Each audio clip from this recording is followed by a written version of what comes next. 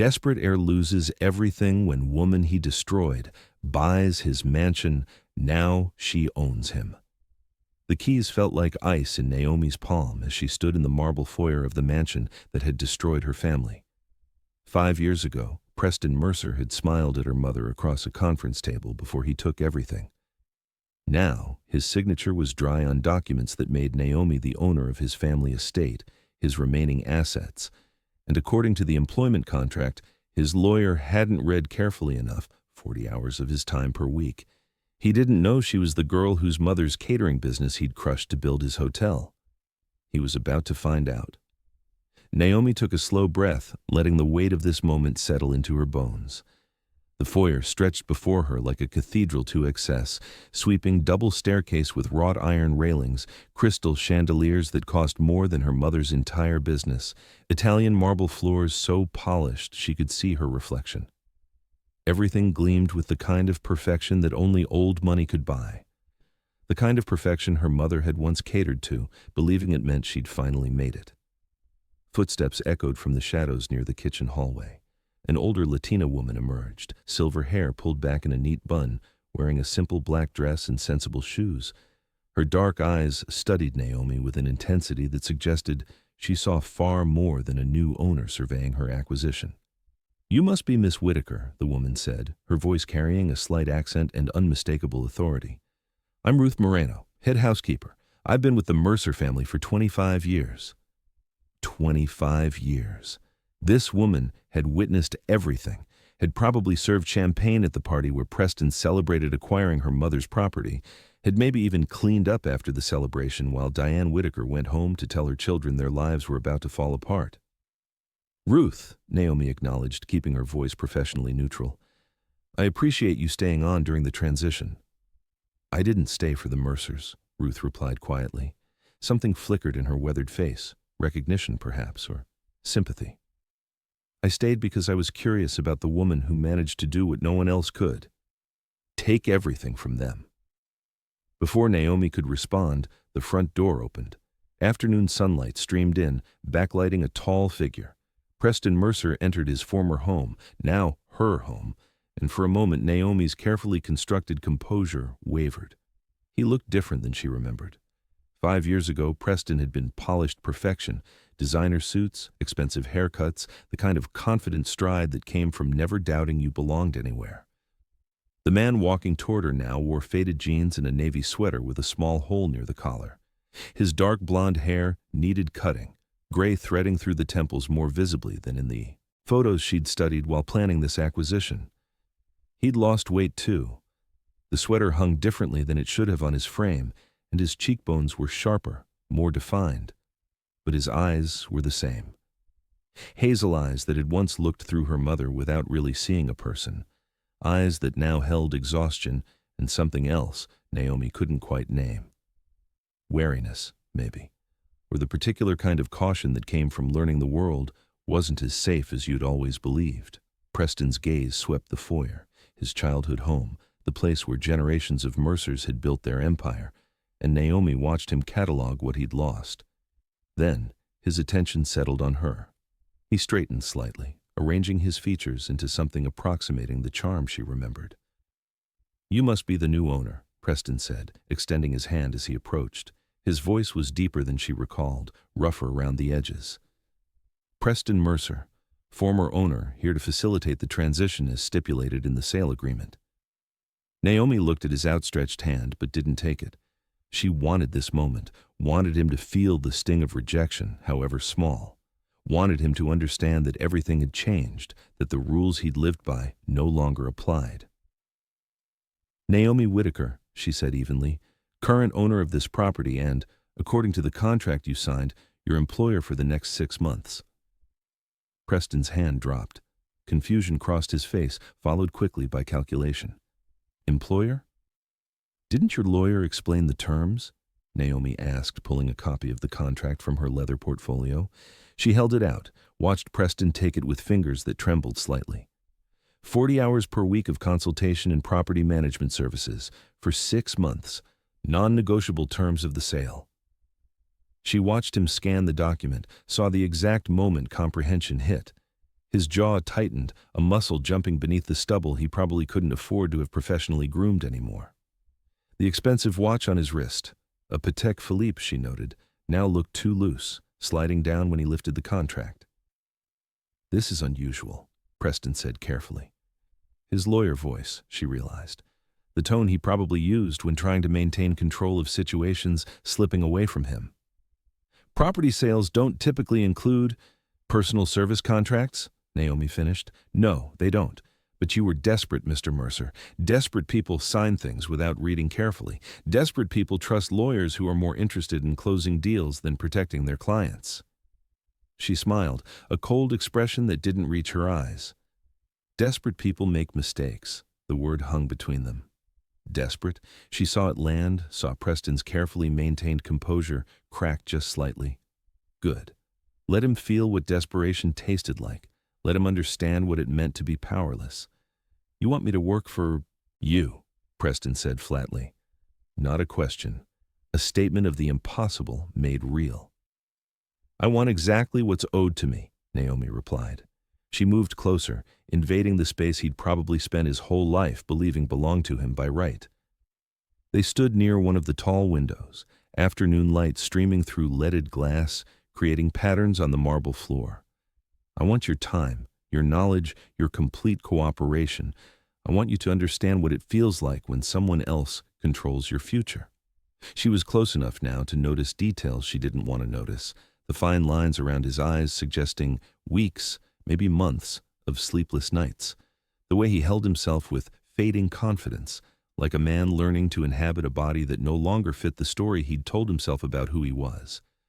The faint scent of cedar, and something darker, not cologne, just the natural smell of a man who'd learned that showers in expensive hotels felt different than showers in budget motels. Preston noticed her noticing. His hazel eyes met hers directly, and something passed between them. Not attraction. That would be absurd, impossible. But awareness, the kind of electric recognition that happened when two people realized they were about to matter to each other, for better or worse. "May I ask," Preston said quietly, his lawyer voice abandoned for something more genuine, "why this matters so much to you? The contract, the specific humiliations. This is personal." "Yes," Naomi confirmed. She didn't elaborate. Let him wonder. Let him search his memory for which of his many victims she might be connected to. Let him understand that his careless destruction had ripples he'd never bothered to trace. "Then tell me," Preston said, "what did I do to you?" The question was direct, undefended. Naomi hadn't expected that. She'd expected excuses, deflection, the kind of entitled outrage wealthy men deployed when facing consequences. Instead, Preston Mercer stood in the wreckage of his former life and asked what he'd done to deserve it. She should answer. Should tell him right now that she was Diane Whitaker's daughter, that his business practices had destroyed her family. Should watch recognition and shame dawn in his eyes. But something stopped her. Maybe the awareness still crackling between them. Maybe the way Ruth Moreno watched from the shadows, expression unreadable. Maybe the simple fact that revenge planned for years shouldn't be rushed. "You'll find out," Naomi said instead, "in time. For now, I'd like a complete tour of the property. Every room, every asset, every detail. You have 40 hours per week to give me, Mr. Mercer. Let's start using them." Preston's jaw worked as he processed the non-answer. Then, surprisingly, he nodded. "Where would you like to begin?" "The kitchen," Naomi said immediately. "I want to see the professional kitchen." Something flickered across Preston's face. Confusion, perhaps. Why would a wealth management advisor be particularly interested in a kitchen? But he gestured toward the hallway Ruth had emerged from, and they began walking. The mansion unfolded around them. Preston narrated like a museum docent, describing the history of each space with the kind of practiced ease that came from a lifetime of giving tours to impressed guests. The formal dining room, where Mercers had entertained governors and senators. The library housing 3 generations of first editions. The conservatory where his grandmother had grown prize-winning orchids. His voice carried both pride and grief, a man eulogizing his own life. Naomi cataloged everything with cold efficiency, making notes on her tablet, calculating values, planning inventories.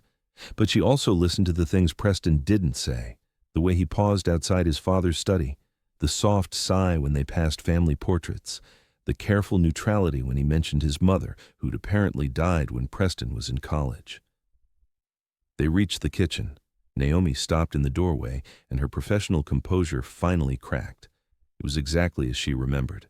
Massive space designed for commercial catering, with industrial Viking ranges, marble countertops stretching endlessly, copper pots hanging from ceiling racks. Her mother had called this kitchen a dream, had stood at those counters preparing food for Mercer parties, believing that landing this account meant she'd finally made it in the catering business. Naomi's hand trembled as she gripped her tablet. She forced herself to walk forward, to touch the marble countertops her mother had touched. The stone was cool beneath her fingers, smooth and expensive, and utterly unchanged despite the years. "This kitchen means something to you," Preston observed from behind her. Naomi turned to find him closer than she'd expected. He'd moved quietly, and now they stood in the narrow space between the island and the counter, bodies aligned. Neither moved away. The afternoon light through the tall windows created an intimate atmosphere, at odds with the tension between them. "History?" Naomi managed, her voice tighter than she'd intended. "This space has history you know nothing about." Preston studied her face with unexpected focus. "Then educate me," he said, voice lower now. "I'm contractually obligated to listen." The words should have sounded bitter, resentful. Instead, they came out curious, almost intimate, like he genuinely wanted to understand the woman who'd bought his entire life. Naomi felt heat rise in her chest. Anger, she told herself, fury at his presumption, not the inconvenient awareness of him as a man rather than a symbol of everything she'd lost. "My mother worked here," Naomi said finally, the truth emerging before she could stop it. 5 years ago, she was a caterer. Your family hired her company for events." She watched Preston process this information, saw him searching his memory. His face remained carefully neutral, but his body. Language shifted, shoulders tensing, jaw tightening. "I remember," Preston said slowly. "Several catering companies worked here. Your mother—" "Diane Whitaker," Naomi supplied. "Whitaker Catering and Events. She worked a dozen parties in this kitchen over 2 years. Believed she'd finally broken into the elite client market." Her voice hardened. "Until your family decided they wanted her property for hotel development." Preston's face drained of color. His hand reached for the counter as if he needed support. "The acquisition," he said, voice hollow. "The commercial kitchen supplier building. We needed it for the Metropolitan Hotel expansion," Naomi finished. "Yes, you offered my mother pennies on the dollar for her business. Told her she should have built something more substantial if she wanted to compete." Her hands clenched into fists. "Do you remember that conversation, Mr. Mercer? Because my mother remembered every word. Repeated them while crying at our kitchen table, while my father packed his bags because he couldn't handle the financial stress, while my younger brother had to drop out of culinary school because we couldn't afford tuition." The words poured out now, 5 years of rage finally finding voice. Preston stood frozen, his hazel eyes fixed on her face as if he could somehow absorb her pain through witnessing it. "Your acquisition destroyed everything," Naomi continued. "My mother never recovered. She still lives in a tiny apartment, too depressed to work, convinced she was a failure. My parents divorced over the stress. Isaiah, my brother, works 3 jobs trying to save enough to finish school. Our whole family fell apart because you wanted property for a hotel that didn't need to exist." Preston started, then stopped. What could he possibly say? What words existed that would matter? "You what?" Naomi demanded. "You're sorry? You didn't know? It was just business?" She laughed bitterly. "I've heard every excuse wealthy people make when they destroy others. I've spent 5 years helping women rebuild from financial exploitation. And I've spent 5 years planning this, planning to make you feel as powerless as my mother felt." Preston's hand moved. Naomi thought he might reach for her, but he stopped himself. "I'm so sorry," he said quietly. The words sounded inadequate even to him. "I'm so sorry, Naomi. Your mother, your family. I remember that day. I remember her begging us to reconsider." His voice cracked. "I remember telling my father she was being emotional. The casualties were inevitable in business." The confession hung between them. Naomi had imagined this moment countless times, The confrontation where Preston learned exactly who she was, exactly what he'd taken. In her imagination, she'd been cold, controlled, victorious. Instead, she felt tears threatening despite her determination to remain strong. "Sorry doesn't rebuild what you destroyed," Naomi said, but her voice lacked the steel she'd intended. They stood close in the kitchen that had meant everything to her mother, the charged awareness from earlier intensifying. Preston didn't defend himself, didn't make excuses. He just looked at her with something like devastation in his eyes. "No," Preston agreed quietly. "It doesn't." The moment stretched. Naomi realized her hand had moved to Preston's chest. She'd meant to push him away, to create distance, but her palm simply rested against his sweater, feeling his heartbeat beneath the fabric. Preston's breathing had quickened, and so had hers. "Miss Whitaker?" Ruth's voice cut through the tension. "I've prepared the estate office for your review, as you requested." They sprang apart like guilty teenagers. Naomi cleared her throat, smoothing her blouse despite it being perfectly pressed. Preston ran a hand through his hair, a gesture that seemed habitual when he was unsettled. "Thank you, Ruth," Naomi managed, her voice almost steady. "Mr. Mercer and I will continue the tour later." Ruth's knowing eyes moved between them, but she said nothing. She simply nodded and disappeared back into the mansion's depths. Preston studied Naomi for a long moment. "You bought everything," he said. "The mansion, the assets, the contract, all to make me understand what you lost." "Yes," Naomi confirmed. "Will it be enough?" Preston asked. "Making me suffer? Will that fix what I broke?" The question stopped her. Would it be enough? She'd told herself for 5 years that seeing Preston Mercer humbled would heal something in her family, would restore what had been taken. But standing here in this kitchen, having told him the truth, watching genuine remorse in his eyes, she didn't feel the satisfaction she'd expected. "I don't know," Naomi admitted, "but I'm going to find out." She walked away, leaving Preston standing alone in the kitchen where her mother's dreams had died. Behind her, she heard him exhale shakily, heard his palms slap against the marble counter as if he needed something solid to hold on to. Naomi made her way to the estate office, a room that had belonged to Preston's father, filled with mahogany furniture and leather-bound books that screamed old money and older prejudices. Ruth had indeed prepared it, clearing the desk, setting up a laptop docking station, even placing fresh flowers in a crystal vase. Naomi sank into the leather chair and allowed herself a moment of weakness. Her hands shook as she set down her tablet. Her mother's face swam before her eyes, the way Diane had looked 5 years ago, vital and ambitious. The way she looked now, hollowed out by failure she believed was her own fault. A soft knock interrupted her spiral. Preston stood in the doorway, maintaining careful distance. "I'll have the complete asset inventory ready by morning," he said formally, "and Ruth can provide schedules for maintenance staff, utilities, all the practical details you'll need." "Thank you," Naomi replied, matching his bahitu, professional tone. Preston hesitated, then spoke again.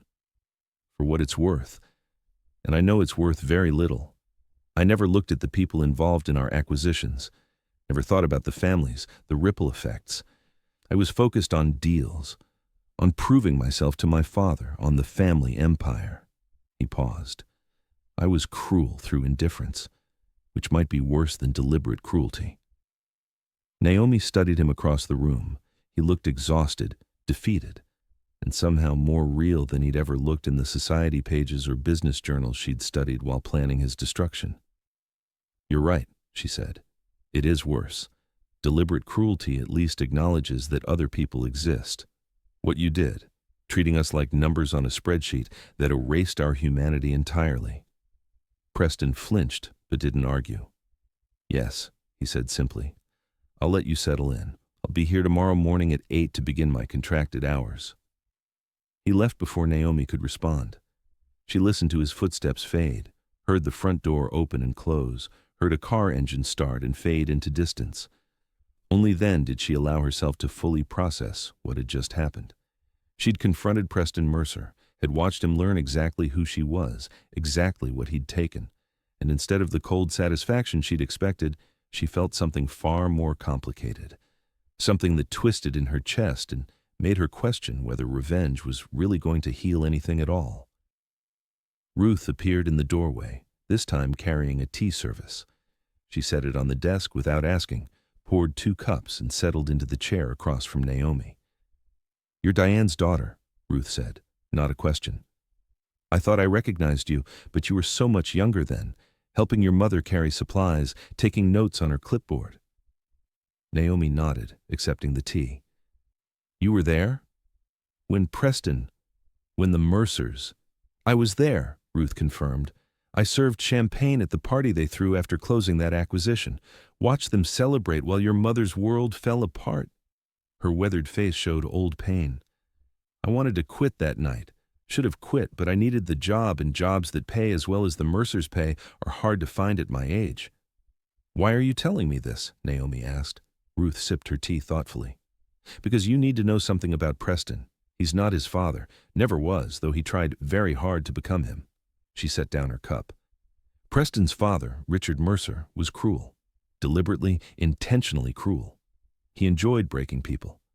Preston learned to imitate that cruelty because it was the only way to earn his father's approval. But it never came naturally to him. "That doesn't excuse what he did," Naomi said sharply. "No," Ruth agreed. "It doesn't. But it explains it. And Miss Whitaker, Naomi, I've watched Preston these past 6 months, since his father died and the empire collapsed. I've watched him become someone different, someone I think he might have been all along, if he'd been allowed to be." Naomi wanted to dismiss Ruth's words as the loyalty of long service, but something in the older woman's eyes suggested she was speaking truth, however inconvenient. "I don't care who Preston might have been," Naomi said. "I care about what he did, about what he took from my family." "I know," Ruth said gently, "and you have every right to make him pay for that. I just thought you should know that the man you're punishing is already punishing himself, has been for months, maybe longer." Ruth left Naomi alone with her tea and her thoughts. Through the office window, Naomi could see the gardens stretching toward the edge of the property, manicured perfection maintained by people the Mercers had probably never noticed. Like her mother, like her family. Invisible except when they were obstacles to acquisition. Her phone buzzed, a text from Gloria Wendell, her business partner and mentor. "How did it go? Did he realize who you are?" Naomi typed back, "He knows. I told him everything." Gloria's response came quickly. "Good. Let him understand what he took. That's justice, honey. Stay strong." But was it justice? Or was it just revenge dressed in prettier language? And did the distinction even matter? Naomi finished her tea and began reviewing the preliminary documents Ruth had left. Property deeds, staff contracts, maintenance schedules. The practical details of owning a mansion required more attention than she'd anticipated. Good. Work would keep her mind occupied, would prevent her from thinking about the look in Preston's eyes when he'd realized who she was, would stop her from remembering the way her hand had felt against his chest, his heartbeat steady beneath her palm. She worked until darkness fell, until her eyes burned from screen glare and her back ached from the leather chair. The mansion settled around her with the peculiar sounds of old houses, creaks and sighs, and the whisper of air through high-ceilinged rooms. Naomi found herself walking through the first floor, turning on lights, claiming space. In the conservatory, she discovered Preston's grandmother's orchids still growing in the humid warmth. Someone had been caring for them. Preston, maybe. The thought of him here, tending delicate flowers, didn't fit the image of the ruthless businessman who'd destroyed her mother. In the library, she found a book left open on a side table, Marcus Aurelius's Meditations. A passage was underlined. "The impediment to action advances action. What stands in the way becomes the way." Preston's handwriting in the margin noted, "Or sometimes what stands in the way just destroys you." Naomi closed the book quickly, feeling like she'd invaded something private, which was absurd. This was her house now. Everything in it belonged to her, including Preston's marginalia and his existential crises. But the note stayed with her as she finally climbed the sweeping staircase to the second floor. Ruth had prepared a guest suite for her, the one, Naomi later learned, that had belonged to Preston's mother before her death. It was beautiful in an impersonal way, decorated in soft grays and blues with a four-poster bed that could sleep 4 people comfortably. Naomi showered in the marble bathroom, letting hot water wash away the tension of the day. She should feel triumphant. She'd confronted Preston, watched him realize exactly what he'd done, claimed ownership of everything he'd ever valued. This was the victory she'd worked toward for 5 years. So why did she feel so unsettled? She lay in the unfamiliar bed, staring at the ceiling, and allowed herself to acknowledge the truth she'd been avoiding all day. Preston Mercer wasn't what she'd expected. He was supposed to be arrogant, entitled, defensive. Instead, he'd been devastated. Genuinely, unmistakably devastated by what he'd done to her family. And that complicated everything. Have you ever watched someone from your past transform before your eyes, becoming someone you never expected? Someone who challenges everything you thought you knew about them? Tell me your story in the comments. Let me know where you're watching from, and hit subscribe if you're already feeling the tension between Naomi and Preston. The next morning, Preston arrived exactly at 8. Naomi watched from the office window as his modest sedan pulled up the circular drive, such a contrast to the Mercedes and BMWs he'd probably once driven. He sat in the car for a long moment before emerging, as if gathering strength for what lay ahead. He wore khakis and a button-down shirt, both clean but clearly not new. The contrast to his former polished appearance was striking. This was Preston Mercer, stripped of armor, presenting himself for judgment. Naomi met him in the foyer. Morning light streamed through the tall windows, catching dust motes in the air, making everything look softer than it had the day before. "Good morning," Preston said formally. "I have the asset inventory you requested, and I've prepared a summary of ongoing contracts and obligations." "Thank you," Naomi replied, equally formal. "Let's start in the office." They worked through the morning with careful professionalism. Preston knew every detail of the property, which contractors maintained the grounds, which companies serviced the mechanicals, where every valuable piece was stored. His knowledge was comprehensive, and he shared it without hesitation or resentment. Around noon, Naomi realized she was hungry. She'd been so focused on maintaining distance that she'd forgotten basic human needs. She stood, intending to find Ruth and ask about lunch arrangements. "There's a Thai place that delivers," Preston offered. "If you'd like, they know the address." The casual suggestion surprised her. "You used to order takeout? I imagined the Mercers had private chefs." "We did," Preston acknowledged, "but I liked the Thai place. Sometimes I'd order it after my parents went to bed, eat it in the kitchen while reading." A ghost of a smile crossed his face. Small rebellion against expectations. The glimpse of humanity unsettled Naomi. She wanted Preston to remain a symbol, the destroyer, the privileged heir, the enemy. She didn't want to imagine him as a young man eating pad thai in secret, finding small freedoms where he could. "I'll order something," she said, moving toward the door. "Naomi," Preston said, using her first name for the first time since learning who she was. She stopped but didn't turn. "I know apologies are inadequate, but I need you to know that I've thought about your mother every day since you told me. I've been trying to remember her face, her voice, trying to see her as a person rather than an obstacle to acquisition." "And can you?" Naomi asked, still not turning. "Can you see her as a person now?" "I'm beginning to," Preston said quietly, "through knowing you." The words hung between them. Naomi forced herself to walk away before she said something she'd regret, before she acknowledged that she was beginning to see him as a person too, and that realization terrified her. Over the following week, they established a rhythm. Preston arrived each morning, completed his contracted tasks with quiet efficiency, and left when his hours were complete. They spoke only about practical matters, property details, staff management, ongoing maintenance. They maintained careful distance, both physical and emotional. But distance became harder to maintain as days passed. The mansion was large, but somehow Naomi kept encountering Preston in unexpected moments.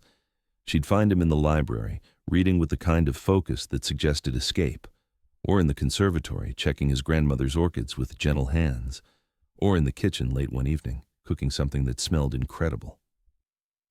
"You cook?" Naomi observed from the doorway, surprised despite herself. Preston looked up from where he was sautéing vegetables. "My grandmother taught me. She believed that people who couldn't feed themselves were incomplete. He returned his attention to the pan. Before the money, before all this, the Mercers were actually capable of doing things for themselves. The self-awareness in his tone caught Naomi off guard. "What are you making?" "Coq au vin," Preston replied. "Comfort food. Probably inappropriate given the circumstances, but I needed—" He trailed off, leaving the sentence unfinished.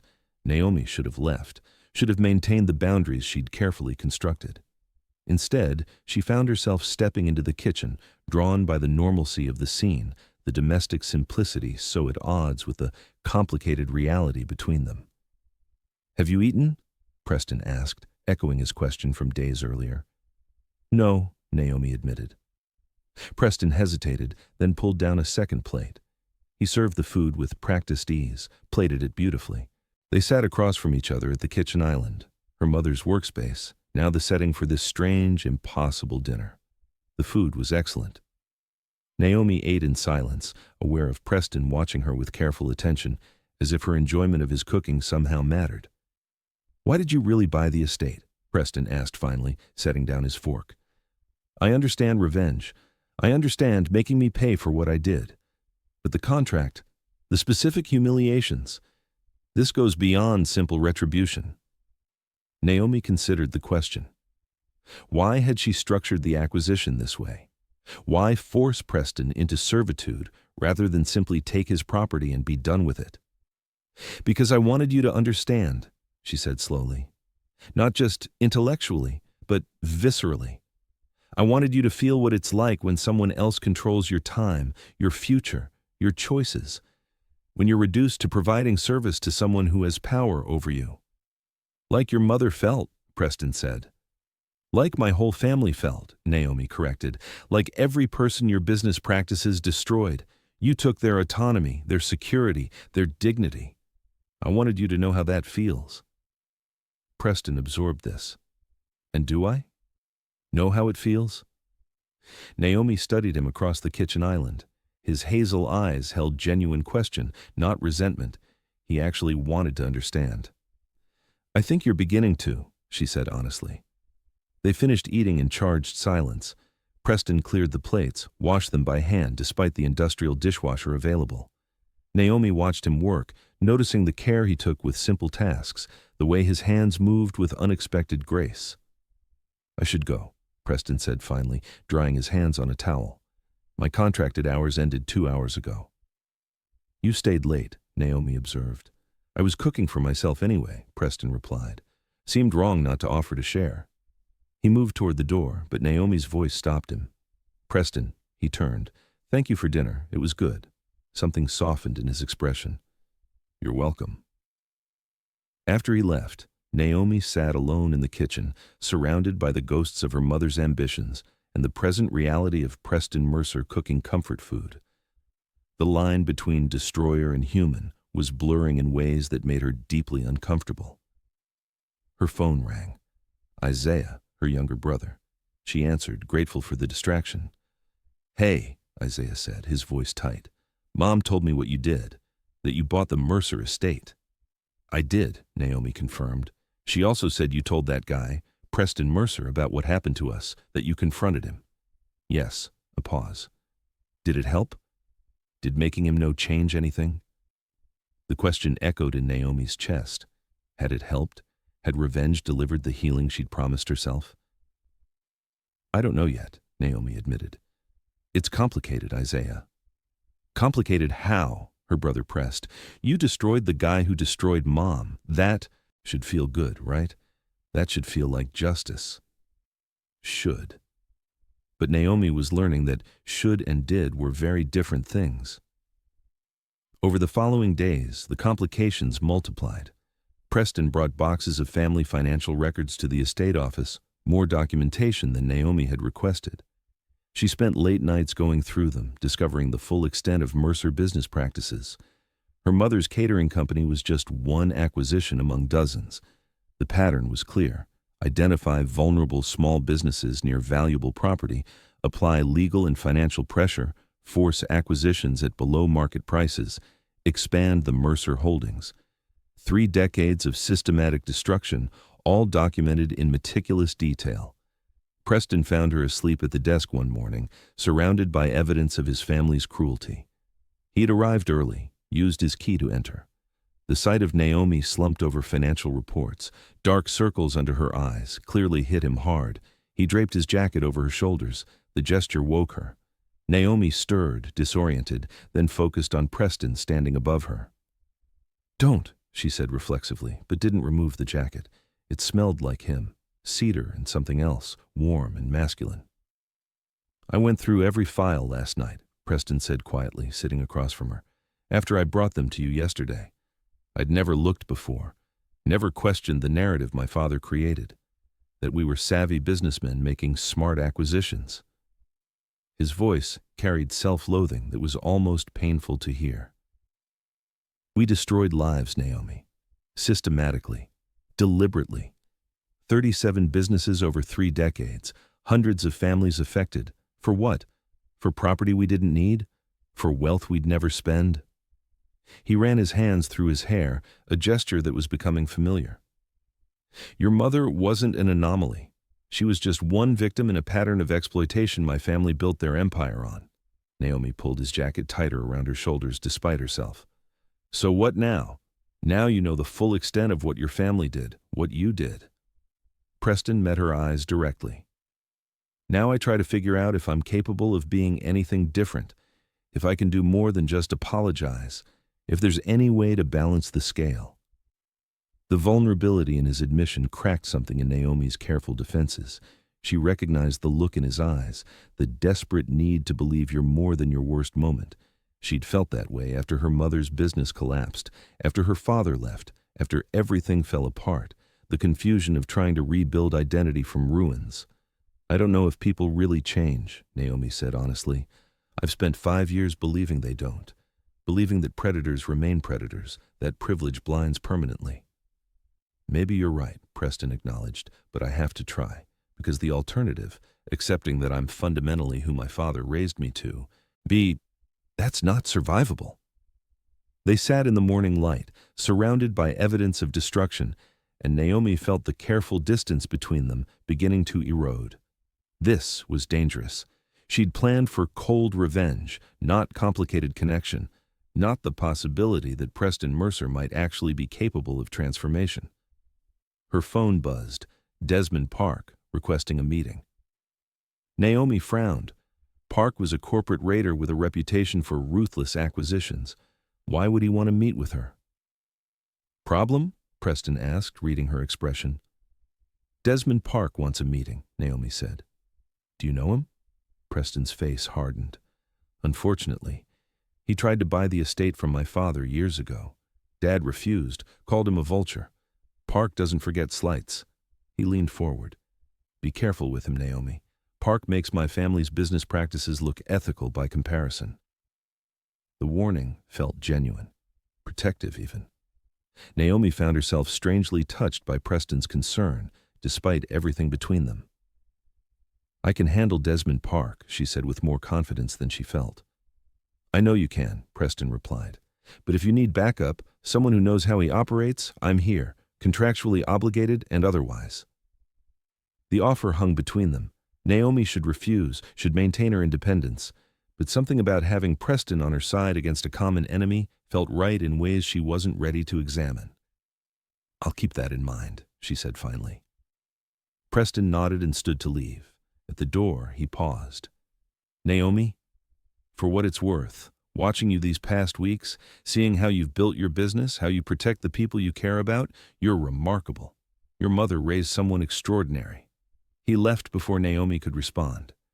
She sat alone with his jacket still around her shoulders, his words echoing in her mind, and the uncomfortable realization that Preston Mercer was becoming a person to her.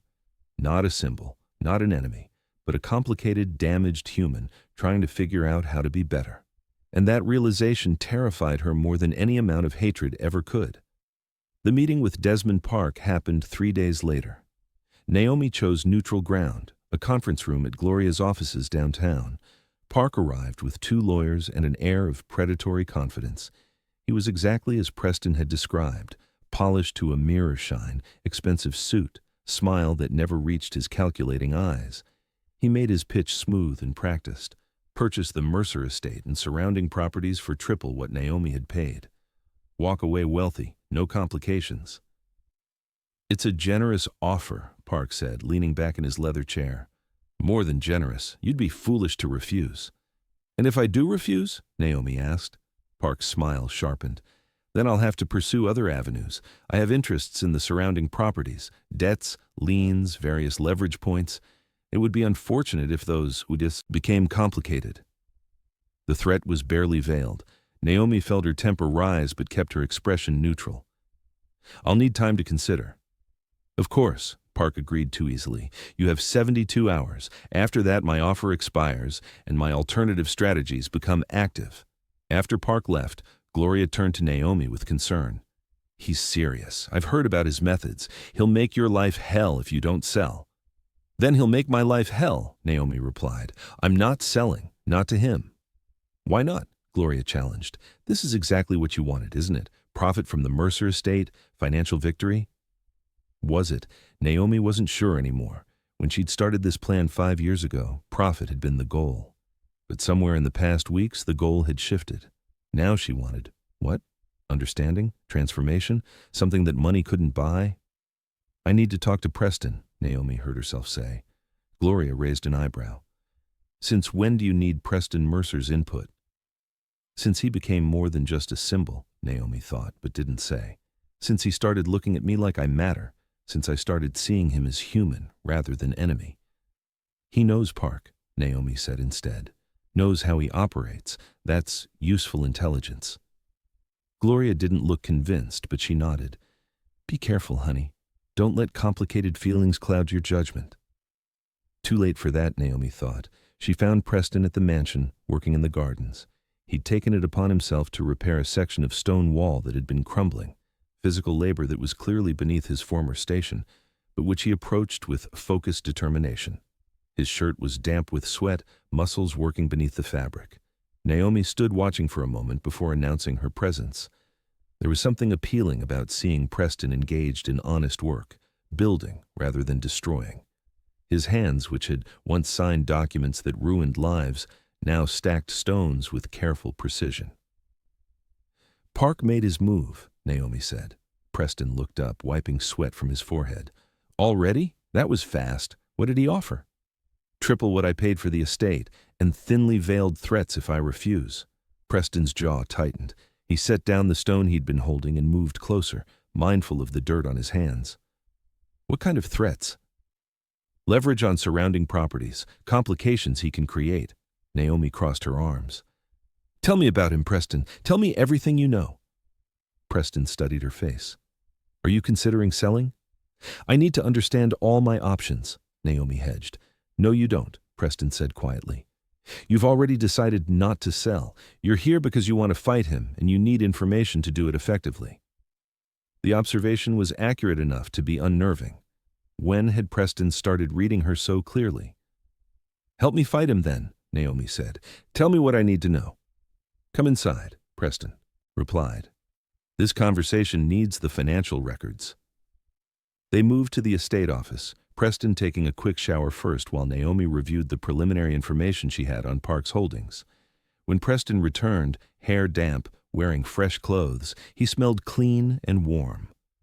Naomi forced herself to focus on the documents rather than the man. They worked through the afternoon, piecing together Park's strategy. It became clear that he'd been positioning for this moment for years, quietly acquiring properties around the estate, building leverage, waiting for an opportunity to strike at the Mercers. He wants more than just the property, Preston explained, pointing to a map they'd created. He wants to tear down the mansion, develop the entire surrounding area. It would destroy the historic district, displace dozens of small businesses. His finger traced the affected properties, including several that rebuilt after my family's acquisitions.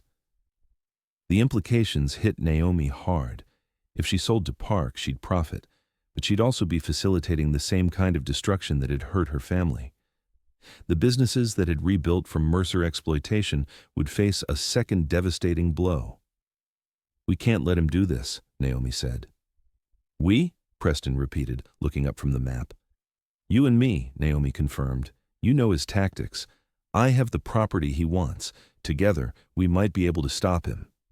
Naomi, Preston said carefully, if you fight Park, it won't be easy. He plays dirty. He'll dig into your background, your business, your family. He'll look for weaknesses and exploit them ruthlessly. Then we'll have to make sure he doesn't find any, Naomi replied. She met Preston's eyes. I need you, Preston. Need your knowledge, your understanding of how men like Park, like you used to be, operate. Will you help me? Really help me, not just fulfill contractual obligations? Preston held her gaze. Yes, whatever you need, whatever it costs me. It will cost, Naomi warned. Your former colleagues, your family's old allies, they'll see you siding with me against Park as betrayal, as weakness. I don't care, Preston said firmly. Those people, that world, it never made me happy. It just made me rich and empty. He moved closer, his intensity palpable. Fighting beside you, trying to protect businesses instead of destroy them. This matters, Naomi. You matter, and I'm not going anywhere unless you send me away. The declaration hung between them. Naomi felt her pulse quicken, felt the air charge with something electric and dangerous. They were standing too close in the afternoon light, bodies aligned, the map of Park's holdings forgotten on the desk. I should send you away, Naomi said softly. This is getting complicated. I know, Preston murmured. His hand lifted, almost touched her face, then dropped. But you're not going to. Because you need me for this fight. And maybe, he stopped himself. Maybe what? Naomi prompted, even though she knew she shouldn't. Maybe you're starting to see that I'm not who I was, Preston said, that people can change if they're given reason to, if someone believes in them enough to witness the transformation. His words struck too close to truths Naomi wasn't ready to acknowledge. She stepped back, creating necessary distance. This isn't about belief or transformation. This is strategy. We fight Park together because it's practical. That's all. If you say so, Preston replied, but his slight smile suggested he didn't believe her any more than she believed herself. They spent the rest of the day planning their defense against Park's machinations. Preston was brilliant at dissecting corporate strategy, at predicting moves and countermoves. Watching him work, Naomi glimpsed what he might have been if he'd used his intelligence for protection rather than predation. Late in the evening, exhausted from hours of planning, they collapsed on the library sofa. Preston's arm went automatically around Naomi's shoulders. She curled into his side without thinking. The comfort of the embrace startled them both. I don't want to wait until after, Naomi admitted quietly. I don't want to keep pretending we're just business associates fighting a common enemy. Preston's hand tightened on her shoulder. What do you want, Naomi? She turned to face him, found his hazel eyes close and warm and full of hope he was trying to hide.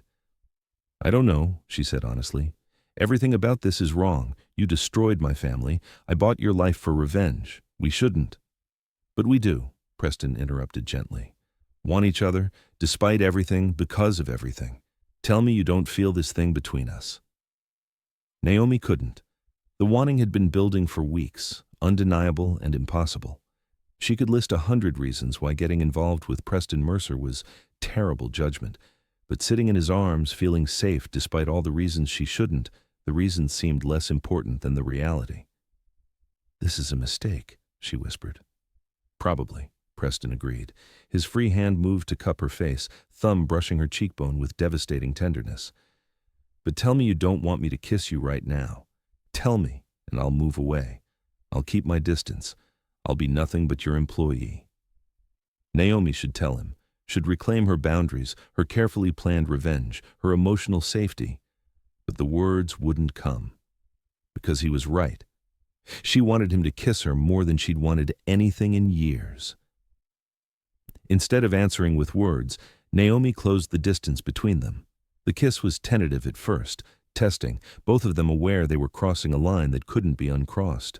Then Preston's hand slid into her hair, and Naomi's fingers clutched his shirt, and the kiss deepened into something hungry and desperate. They broke apart, breathing hard, foreheads pressed together. Naomi, Preston breathed. Are you sure? No, Naomi interrupted. I'm not sure of anything. but I'm doing this anyway." She kissed him again, silencing his questions, silencing her own doubts. His hands on her body felt right in ways that should have been wrong. His mouth tasted like possibility and danger in equal measure. They were tangled together on the sofa, 5 years of tension and denial igniting into something neither could control. A phone rang, harsh reality intruding. Naomi's phone, Isaiah calling. She pulled away from Preston reluctantly, answering with a voice that sounded too breathless.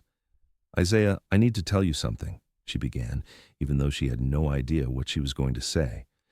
"How did you tell your brother you were falling for the man who destroyed your family?" "Are you still involved with him?" Isaiah asked without preamble. "With the Mercer guy?" Mom heard something from Ruth. Of course Ruth had told Diane. The housekeeper saw everything. "Yes," Naomi said firmly, not looking at Preston, but feeling his attention on her. "I am, and I know you don't understand." "You're right, I don't," Isaiah interrupted, voice sharp with hurt. "How can you do this? To Mom? To us? After everything that family took?" "It's complicated," Naomi tried to explain, hating how inadequate the word sounded. "No, it's not," Isaiah said coldly. "It's betrayal. Of Mom. Of everything we went through. I can't believe you'd do this." He paused.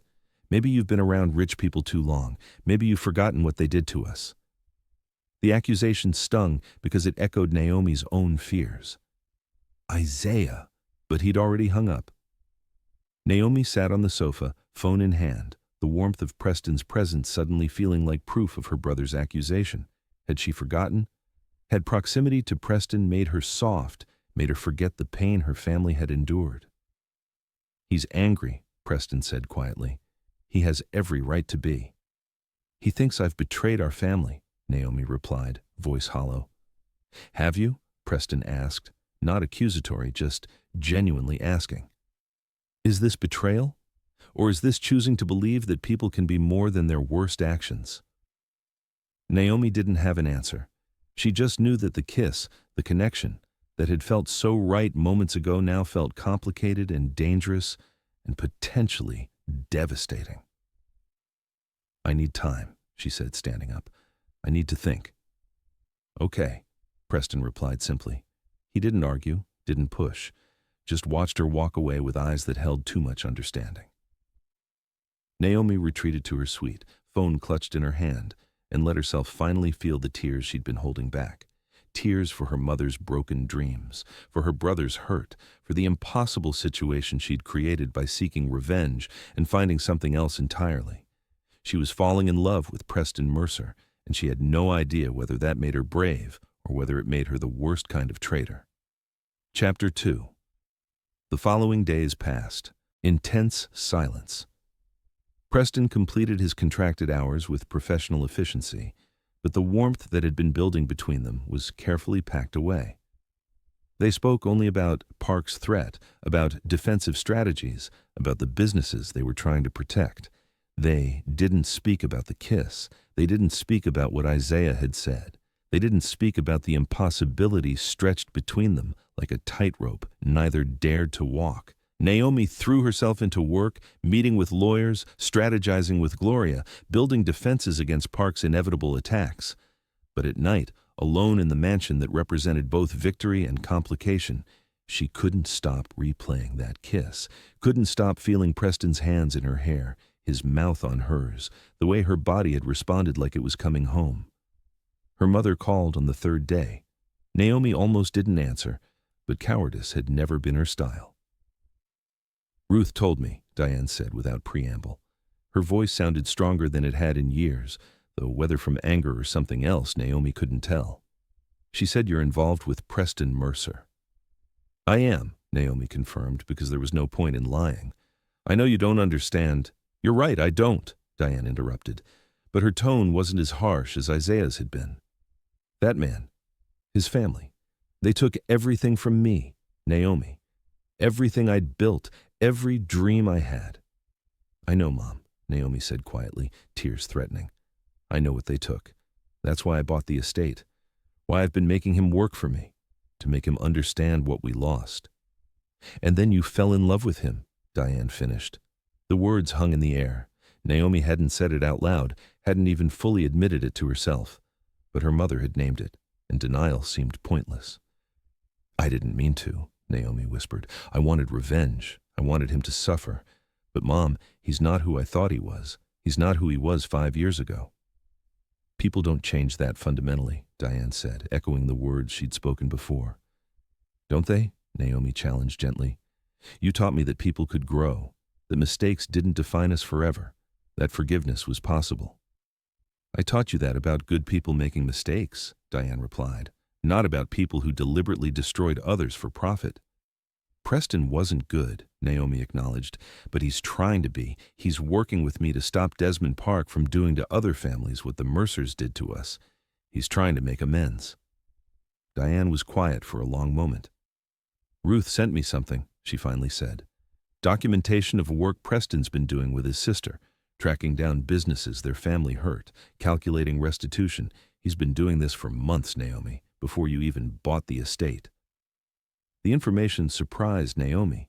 She'd assumed Preston's remorse was recent, triggered by her confrontation.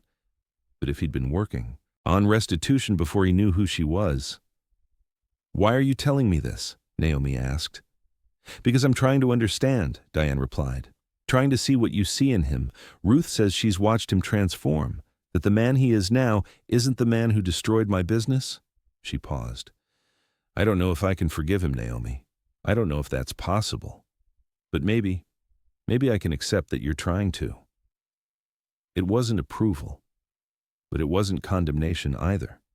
It was something in between, the tentative possibility that healing might take forms Diane hadn't imagined.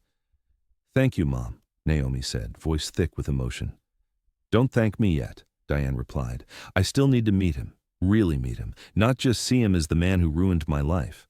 I need to look him in the eye and decide for myself whether he's worthy of my daughter." "That's fair," Naomi agreed. After they hung up, Naomi sat in the estate office as afternoon light faded to evening. The mansion settled around her with familiar sounds, no longer foreign, but not quite home either. Somewhere in the transformation of this space from symbol of revenge to something more complicated, Naomi had lost her certainty about what she wanted. She found Preston in the conservatory tending his grandmother's orchids. He looked up when she entered, hope and wariness mixing in his expression. "My mother wants to meet you," Naomi said without preamble. "Really meet you, not just see you as the man who destroyed her business." Preston's hand stilled on the plant he'd been examining. "When?" "I don't know yet. But Preston, she needs to decide if you're worthy of me. And I need to know—" Naomi trailed off, unsure how to finish. "If I am?" Preston asked quietly. He set down his gardening tools and moved closer. "Naomi, I don't know if I'm worthy of you. You're brilliant and fierce, and you've built something meaningful from pain. I'm just a man trying to figure out how not to be who his father raised him to be." "That's not nothing," Naomi said. "It's not enough either," Preston replied. He reached for her hand, hesitant, giving her time to pull away. When she didn't, his fingers intertwined with hers. "But I'm willing to spend the rest of my life trying to become enough, if you'll let me." The declaration should have terrified Naomi. Instead, it settled something in her chest that had been restless for weeks. "I'm scared," she admitted. "Scared of betraying my family. Scared of trusting you. Scared of wanting this when everything says I shouldn't." "I know," Preston murmured, pulling her closer. "I'm scared too. Scared I'll disappoint you. Scared I'll revert to old patterns when things get hard. Scared that loving you is the most selfish thing I've ever done because you deserve so much better." "You love me?" Naomi asked, even though she'd known, even though it had been obvious in the way he looked at her, touched her, defended her. "Yes," Preston confirmed simply. "I love you, Naomi. Completely. Desperately. In ways that make me want to be the man you deserve rather than the man I was." Naomi looked up at him, this complicated man who'd destroyed her family and somehow, impossibly, become essential to her. The orchids bloomed around them in humid warmth, his grandmother's legacy thriving under Preston's careful tending, such a contrast to the destruction his family's business had wrought. "I love you too," Naomi heard herself say, "and I don't know if that makes me brave or foolish or both." "Both," Preston said, a slight smile crossing his face. Definitely both. He kissed her then, gentle and reverent, like she was precious and dangerous all at once. Naomi responded, letting herself fall into the feeling she'd been fighting for weeks. His hands framed her face, her fingers tangled in his hair. They kissed in the conservatory surrounded by growing things, and it felt like a promise that from destruction, something beautiful could bloom. They broke apart slowly, reluctant to end the connection. "Come to dinner with me," Preston said. "Away from the mansion, somewhere normal. Let me take you on an actual date." The request was so ordinary, so sweetly normal, that Naomi almost laughed. A date? After everything? "Especially after everything," Preston replied. "I want to court you properly, Naomi. Want to prove that I can be someone who treats you the way you deserve." "You're contractually obligated to be my employee," Naomi reminded him, teasing now. "I'm not sure dating your boss is appropriate." "Then fire me," Preston suggested. "Keep the mansion, keep the assets, but release me from the contract. Let me stay because I choose to, not because I'm bound to." The offer surprised Naomi. She'd crafted that contract specifically to humiliate him, to make him feel powerless, but Preston was offering her a different kind of power, the power to be chosen freely rather than obeyed under duress. "I'll think about it," Naomi said. "Fair enough," Preston replied. "But either way, dinner tomorrow night?" "Yes," Naomi agreed. "Tomorrow night." Preston's smile was genuine, reaching his eyes in a way that transformed his face. For the first time since she'd known him, he looked genuinely happy. And that happiness was because of her, because she'd said yes to something as simple as dinner. They stood together in the conservatory as darkness fell, neither wanting to leave the bubble of possibility they'd created. Eventually, practical reality intruded. Preston had to go home. He had a small apartment now, nothing like the luxury he'd grown up with. Naomi had work to finish, calls to return.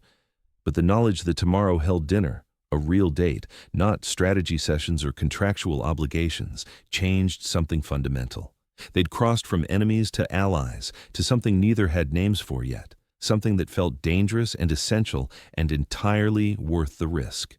That night, Naomi lay in bed and let herself imagine a future that included Preston, not as penance or revenge, but as partner.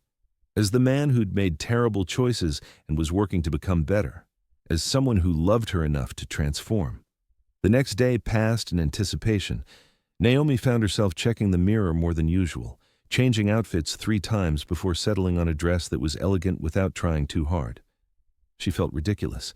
She was 31 years old, a successful businesswoman who'd orchestrated the downfall of a wealthy family.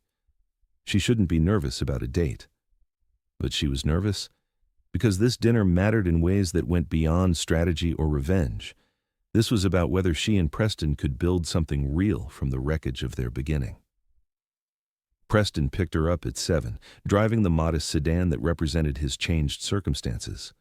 But when he saw Naomi in her dress, the way his face transformed, wonder and desire and reverence all mixed together, made her feel like royalty.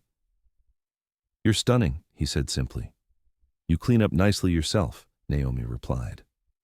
Preston wore slacks and a button-down, nothing expensive but well-fitted, and he looked more comfortable in his own skin than she'd ever seen him. He took her to a small Italian restaurant in a neighborhood Naomi didn't know, the kind of place that didn't take reservations, where the owner greeted Preston by name and kissed both his cheeks. "You come here often?" Naomi asked as they were seated at a corner table. "Used to," Preston said. "When I wanted to escape being a mercer, the owner, Marco, he knew my grandmother, treated me like a person instead of an ATM. He smiled at the memory. "I haven't been here since everything fell apart. Wasn't sure he'd still want to see me." But Marco clearly did want to see him. The older man brought wine that wasn't on the menu, appetizers they hadn't ordered, and squeezed Preston's shoulder with paternal affection. "It's good to see you," Marco told Preston, "and with such a beautiful lady. Your grandmother would be proud." After Marco left, Preston looked almost embarrassed. "Sorry, Marco's enthusiastic." "He loves you," Naomi observed. "Why does that surprise you?" "Because people loved who I appeared to be," Preston said quietly. "The Mercer heir, the successful businessman. I'm not sure anyone loved me."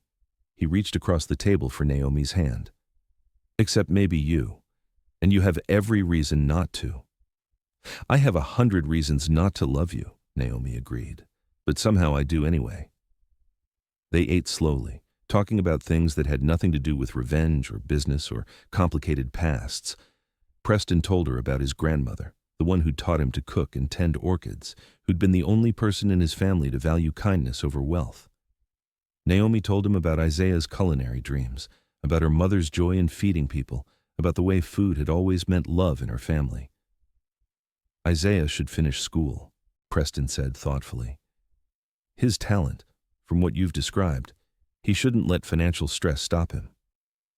We're working on it, Naomi replied. I've been helping, but he's proud. Doesn't want to feel like a charity case.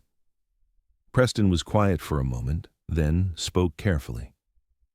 What if there was a scholarship?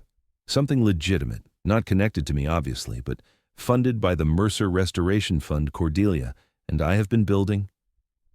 The what? Naomi asked, setting down her fork.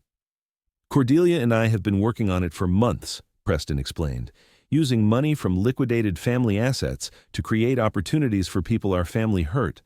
We're still building it, still figuring out the structure, but scholarships for people pursuing careers in industries we damaged, that fits the mission. The revelation that Preston had been working on restitution long before Naomi confronted him shifted something in her understanding. This wasn't performative redemption. This was genuine, ongoing effort to repair harm. Why didn't you tell me about this? Naomi asked. Because it's not about impressing you, Preston said. It's about doing what should have been done decades ago. Whether you forgive me or not, whether we end up together or not, this work matters. Naomi studied his face across the candlelit table. The sincerity in his eyes, the commitment in his voice, these weren't things that could be faked. Preston Mercer was genuinely trying to become someone different, and that transformation had started before she'd entered his life. Tell me more, she said, about the fund, about what you're trying to build. Preston did, his passion for the project evident. He and Cordelia had identified 37 businesses destroyed by Mercer acquisitions. They were working to contact each one, offer restitution, create opportunities. It was meticulous, difficult work that would take years and wouldn't fully repair the damage. But it was something. Your mother's business is on the list, Preston said quietly. I didn't know it was hers when I started. I just knew it was a catering company we'd destroyed for the metropolitan expansion.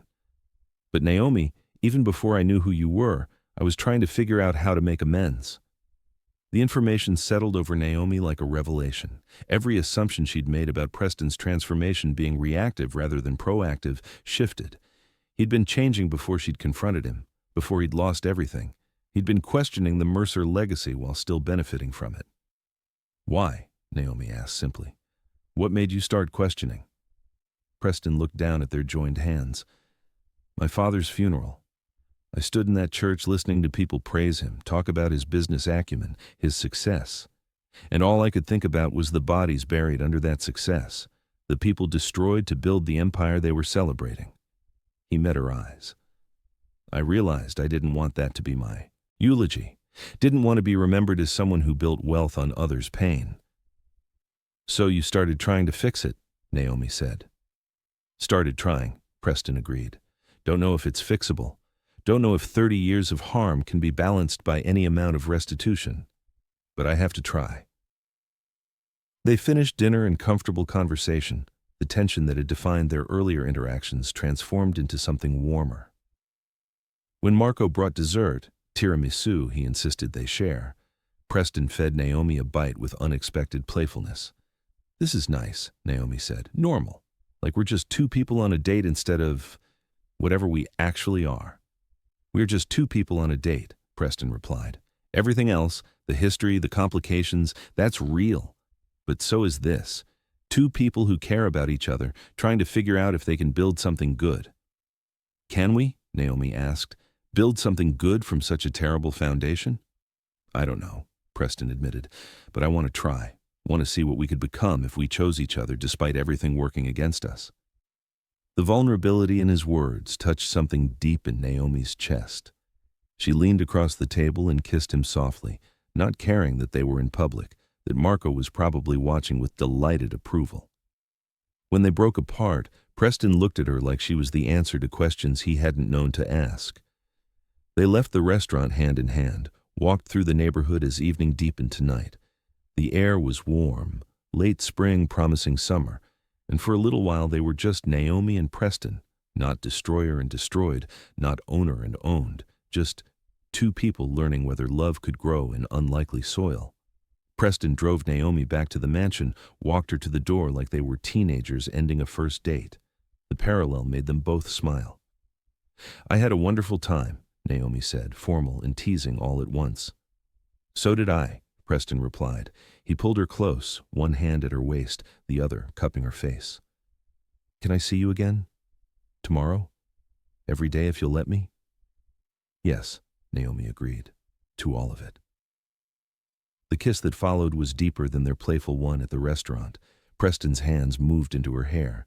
Naomi's fingers clutched his shirt, pulling him closer. They stood on the front steps of the mansion that represented everything complicated between them, and for that moment, none of it mattered except the feeling of being in each other's arms. "I should go," Preston murmured against her mouth, making no effort to actually leave. "You should," Naomi agreed, also not moving. They kissed again, longer this time, hands exploring familiar territory that somehow always felt new. Finally, with visible reluctance, Preston stepped back. "Tomorrow," he said, voice rough with want. "Tomorrow," Naomi confirmed. She watched him drive away, then entered the mansion that no longer felt like a symbol of revenge. It felt like home now, complicated and imperfect, but hers. And somewhere in the transformation of this space, she'd transformed too, from the woman seeking cold justice to someone capable of believing in redemption. Inside, Ruth was waiting with tea and a knowing smile. "The date went well?" the housekeeper asked. "You knew about the date," Naomi replied, accepting the tea. "Mia, I know everything that happens in this house," Ruth said with gentle humor. "And I see how you two look at each other, like you're each other's salvation." "I'm not sure about salvation," Naomi said carefully. "This is all so complicated, Ruth. My family, the history, everything Preston did." "Love is always complicated," Ruth interrupted. "The question isn't whether it's complicated. The question is whether it's worth navigating the complications." "Is it?" Naomi asked. "Worth it?" Ruth set down her teacup, fixed Naomi with a direct gaze. "I watched Preston grow up, watched his father mold him into someone cruel, punish him for any sign of softness. Preston learned to bury his kindness to survive his family." She paused. "Then I watched him lose everything. And instead of becoming bitter, he became curious, started questioning everything he'd been taught, started trying to repair harm." "And then I came along," Naomi said. "And then you came along," Ruth agreed. "And I've watched Preston become someone I think he always wanted to be. Someone his grandmother would have loved. You didn't change him, Naomi, but you gave him reason to keep changing, gave him someone worth transforming for." The words settled over Naomi. She'd been thinking of Preston's transformation as something she'd forced through revenge. But what if it was something he'd been working toward, and she'd simply become part of that journey? "What if I can't reconcile it?" Naomi asked. "What if I can't figure out how to love him and honor what my family went through?" "Then you'll have to choose," Ruth said simply. "But Naomi, honoring your family's pain doesn't require hardening your heart. Sometimes the bravest thing is believing in possibility." That night, Naomi lay in bed thinking about Ruth's words, about possibility and bravery, and whether love could exist alongside justice. Her phone buzzed, a text from Preston. "Thank you for tonight, for giving me a chance I don't deserve. Sleep well." Naomi smiled, typing back, "You're earning your chance, one day at a time." "Good night, Preston." His response came quickly. "Good night, Naomi. Dream of me." She did dream of him, and in her dreams the complications fell away, leaving just the two of them, building something beautiful from ruins. The next 2 weeks passed in a rhythm that felt almost normal. Preston completed his contracted work each morning, then stayed beyond his required hours because he wanted to, not because he had to. They strategized against Desmond Park's threats. They researched businesses harmed by Mercer practices. They had Lunch together in the kitchen where Naomi's mother once worked. They kissed in the conservatory surrounded by growing things. They didn't make love, though the wanting simmered constant between them. Some unspoken agreement held them back, a sense that physical intimacy would mean crossing a line neither was quite ready for. There was too much unresolved still, too many conversations that needed to happen, but the physical tension built daily. Preston's hand lingering at the small of Naomi's back when he passed her in the hallway. Naomi's fingers trailing down Preston's arm during conversations, heated glances across the estate office, kisses that started soft and escalated until they had to force themselves apart. "This is torture," Preston muttered one evening after a particularly intense kissing session in the library. "Agreed," Naomi breathed, adjusting her clothes with shaking hands. "So why are we stopping?" Preston asked, though he made no move to continue. "Because when we don't stop," Naomi said slowly, "it will mean something. It will change everything." "Everything's already changed," Preston pointed out. "More," Naomi insisted. "It will change more, and I need to be sure, need to know that when we take that step, it's not just want, it's choice. Clear, certain choice." Preston studied her face, then nodded. "I can wait. I'll wait as long as you need." But fate had different plans. 3 days later, a spring thunderstorm rolled in with unexpected fury. Naomi was working late in the estate office, reviewing legal documents related to Park's latest maneuvering. The mansion's power flickered, then died completely, plunging everything into darkness. Naomi used her phone's flashlight to navigate the now dark hallways. She heard sounds from the upper floor. Preston, she realized. He must have come back to the mansion for something and gotten trapped by the storm. She found him in what had been his childhood bedroom, surrounded by boxes of old photographs and memorabilia. Candles provided flickering light, casting shadows that danced across the walls. "The storm knocked out power," Preston explained unnecessarily. "I was going through old photos for Cordelia.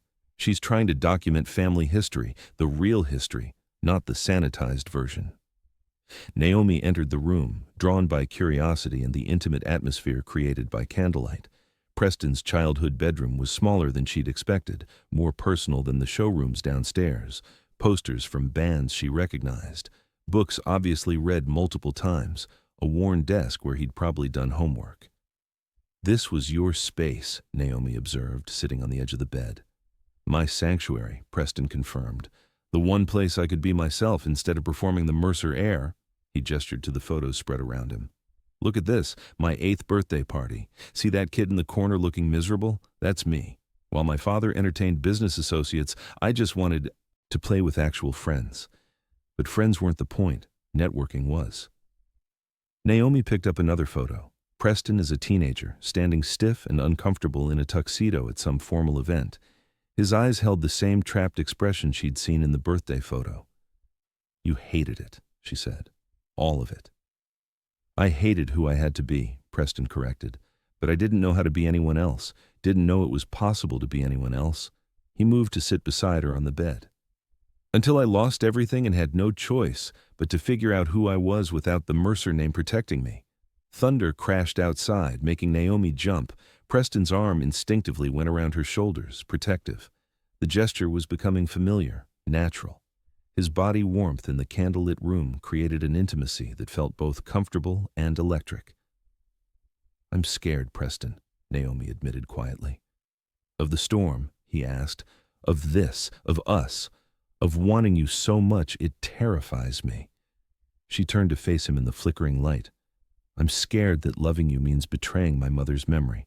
I'm scared that I'm making the same mistake she made, trusting someone who has power to destroy me." Preston's hand moved to cup her face, thumb brushing her cheekbone. "I would never destroy you, Naomi. I'd destroy myself first." "You can't promise that," Naomi said. "People hurt each other even when they don't mean to." "You're right," Preston acknowledged. "I can't promise I'll never hurt you. I'm imperfect, still learning, still breaking old patterns. But I can promise I'll try. Can promise that you're the most important thing in my life. That I see you, value you, love you more than I thought I was capable of loving anyone." Outside, rain pounded the windows. Lightning illuminated the room in stark flashes. They sat close on Preston's childhood bed, surrounded by evidence of his constrained past, creating something new in the present. "I don't want to wait anymore," Naomi heard herself say. "I don't want fear to keep me from this." Preston's eyes searched hers in the candlelight. "Are you sure?" "Naomi, I don't want you to have regrets." She silenced him with a kiss, deep, demanding, final. This wasn't tentative exploration. This was choice. Clear, certain choice to cross the line they'd been dancing around for weeks. Preston responded with matching intensity, his hands framing her face like she was precious beyond measure. "Naomi," he breathed against her mouth, "tell me you want this. Tell me you're sure." "I want this," Naomi confirmed. "I want you, all of you, tonight." Something shifted in Preston's expression, relief and desire and love all mixed together. He kissed her again, slower this time, savoring. His hands moved into her hair, gentle and possessive all at once. They shed clothes with careful reverence, each piece removed an act of trust. The candlelight played across their skin, creating shadows and highlights that made everything feel dreamlike. Preston's body was leaner than Naomi had imagined, muscles defined by recent physical labor rather than expensive trainers, scars she hadn't expected, a long one on his ribs, another on his shoulder. "What are these from?" Naomi asked, fingers tracing the mark on his ribs.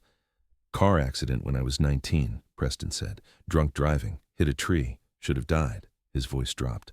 "Sometimes I wish I had, would have saved a lot of people the pain I caused later." "Don't say that," Naomi whispered fiercely. "Don't wish yourself dead. We wouldn't be here if you died. This," she gestured between them, "wouldn't exist." "This is worth existing for," Preston agreed. His hands explored Naomi's body with wonder, like he was memorizing her through touch. "You're worth everything." They came together slowly, Preston holding back, letting Naomi set the pace. Her body welcomed him with an ease that felt like recognition, like they were meant to fit this way. They moved together in the candlelight, thunder providing percussion to their rhythm. "I love you," Preston whispered against her neck. "I love you so much it terrifies me." "I love you too," Naomi gasped, her hands gripping his shoulders. "Even though I shouldn't. Even though it's complicated. I love you." The storm raged outside while they created their own storm inside. Bodies moving together, whispered promises and gasped admissions. 5 years of pain and anger and denied want finally finding release. When they finally crested together, Preston's forehead pressed to Naomi's, both of them breathing hard. It felt like more than physical satisfaction. It felt like healing, like transformation, like something sacred born from profane beginnings. After, they lay tangled together under sheets that smelled like his childhood, listening to rain soften from downpour to gentle patter. Preston held Naomi like she might disappear if he let go. Naomi traced patterns on his chest, learning the geography of his body. "That was," Preston started, then stopped, apparently unable to find adequate words. "Everything," Naomi finished. "That was everything." "Yes," Preston agreed. He kissed her forehead, her temple, her mouth, soft kisses that felt like promises. "I meant what I said. I love you, Naomi. Not despite our history, but somehow because of it, because you saw the worst of me and still believed I could be better." "I love you too," Naomi said, "and I'm choosing to believe that love and justice can coexist, that I can honor my family's pain while building something new with you." They fell asleep wrapped around each other as the storm finally passed. When Naomi woke in the early morning light, Preston was already awake, watching her with an expression so tender it made her chest ache. "Hi," she said, suddenly shy despite the intimacy they'd shared. "Hi," Preston replied, brushing hair from her face. "I was worried you'd wake up and regret this, regret us." "Do you regret it?" Naomi asked. "God, no," Preston said fervently. "Last night was... Naomi, you're everything. Being with you, making love with you, it was the most real thing I've ever experienced." "Then why would I regret it?" Naomi asked. She kissed him to emphasize her point. "I meant what I said. I love you. I choose this." The relief in Preston's eyes was palpable. He pulled her closer and they made love again in the morning light, slower this time, savoring every touch and kiss. Afterward, Preston disappeared and returned with breakfast he'd somehow managed to prepare using the gas stove, omelets and toast and coffee that tasted like comfort. They ate in his childhood bed, surrounded by evidence of who he'd been and who he was becoming. It felt symbolic somehow. Breakfast in the room where the Mercer heir had been trapped, now shared with the woman who'd freed him through holding him accountable. "What happens now?" Naomi asked, setting down her coffee cup. "Now we figure it out," Preston replied. "Together. The park situation, your family, my restitution work, all of it. But together, not separately." "Together," Naomi agreed. The word felt like a vow. They spent the morning in that room, talking about everything and nothing. Preston told her about the boy he'd been before his father's expectations crushed that softness. Naomi told him about the life her family had before everything fell apart. They compared scars, physical and emotional, finding unexpected parallels in their wounds. Eventually, reality intruded.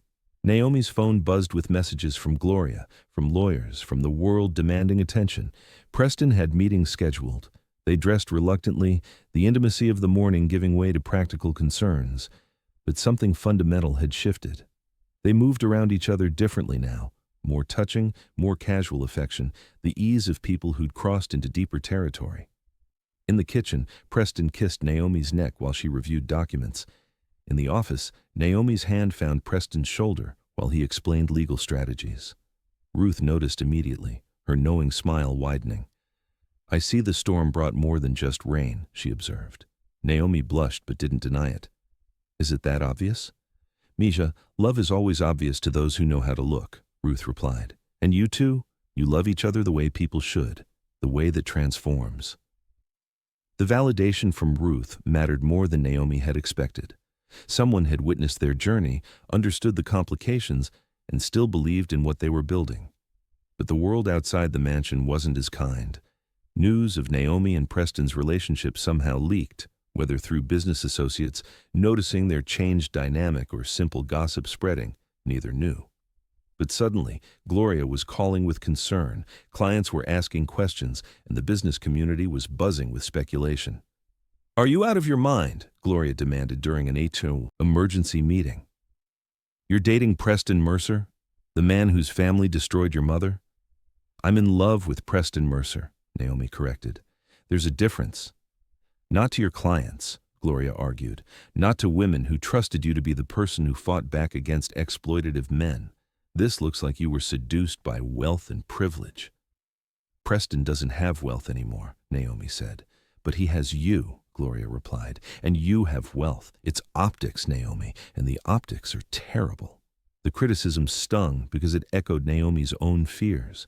Was she being seduced? Had proximity to Preston made her soft, made her forget what his family had done?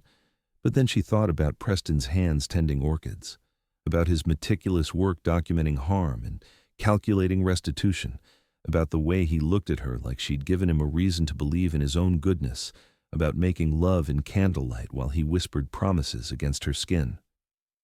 "I'm not being seduced," Naomi said firmly. "I'm choosing to believe in transformation, choosing to build something new from wreckage.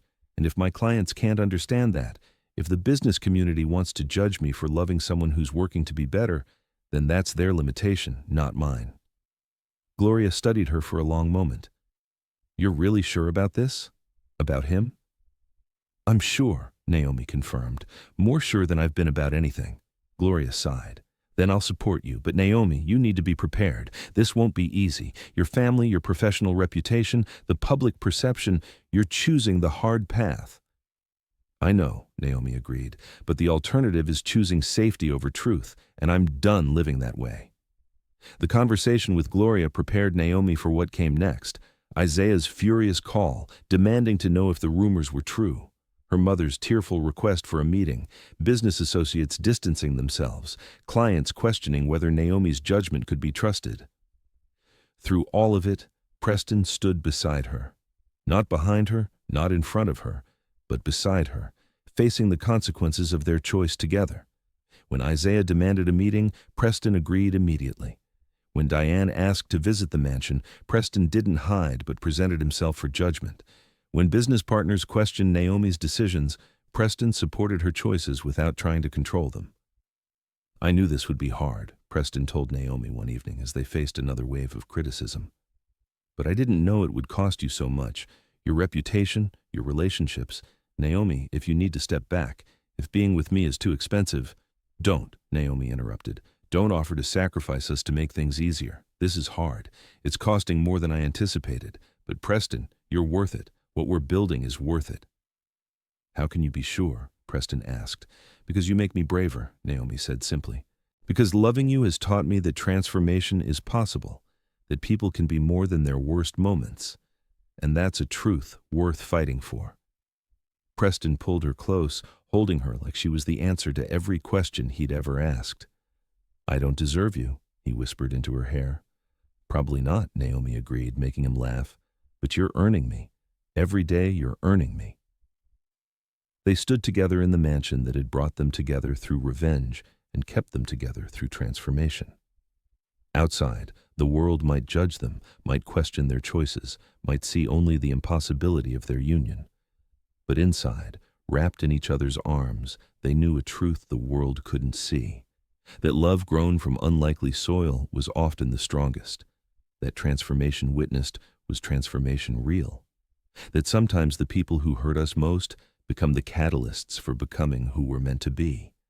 And that truth, complicated and imperfect as it was, felt worth defending.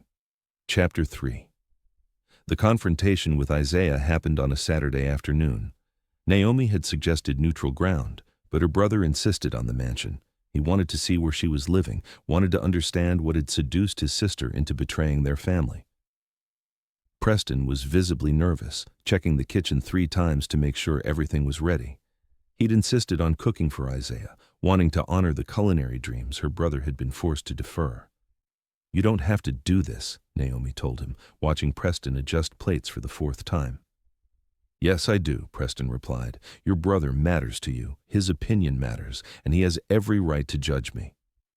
Isaiah arrived exactly on time, his expression closed and hostile. He was 23, but carried himself with the wary maturity of someone who'd learned too young that the world wasn't safe.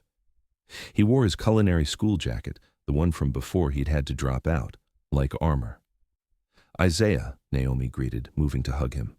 Her brother allowed the embrace, but didn't return it with his usual warmth. His dark eyes moved past her to Preston, who stood in the kitchen doorway with careful neutrality. So you're him, Isaiah said flatly. The guy who destroyed our family. Yes, Preston acknowledged simply.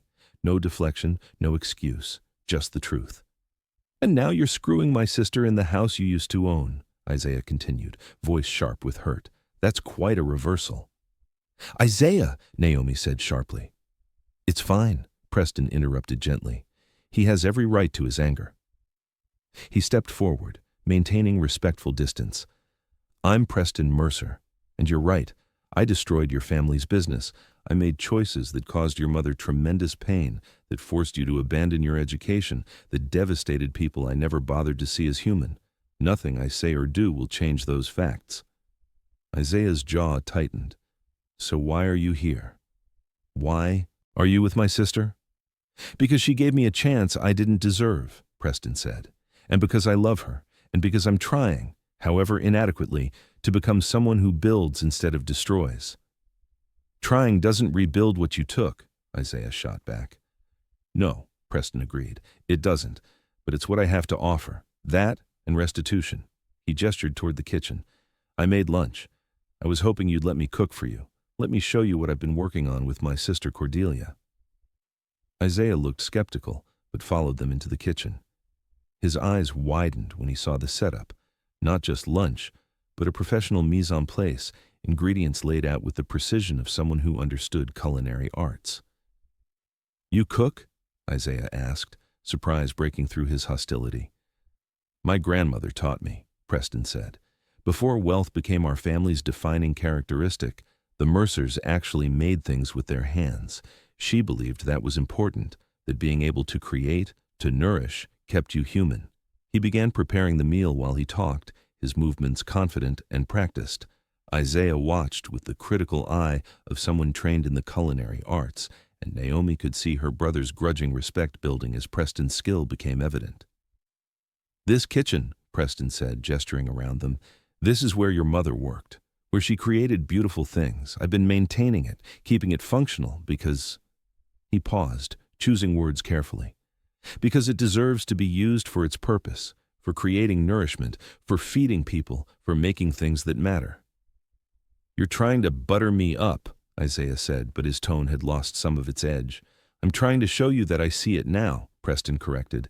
"See what my family took. See what your mother lost. This kitchen should belong to someone who understands its purpose, someone like you." Isaiah's eyes narrowed. "What are you saying?" Preston set down his knife, turned to face Isaiah directly.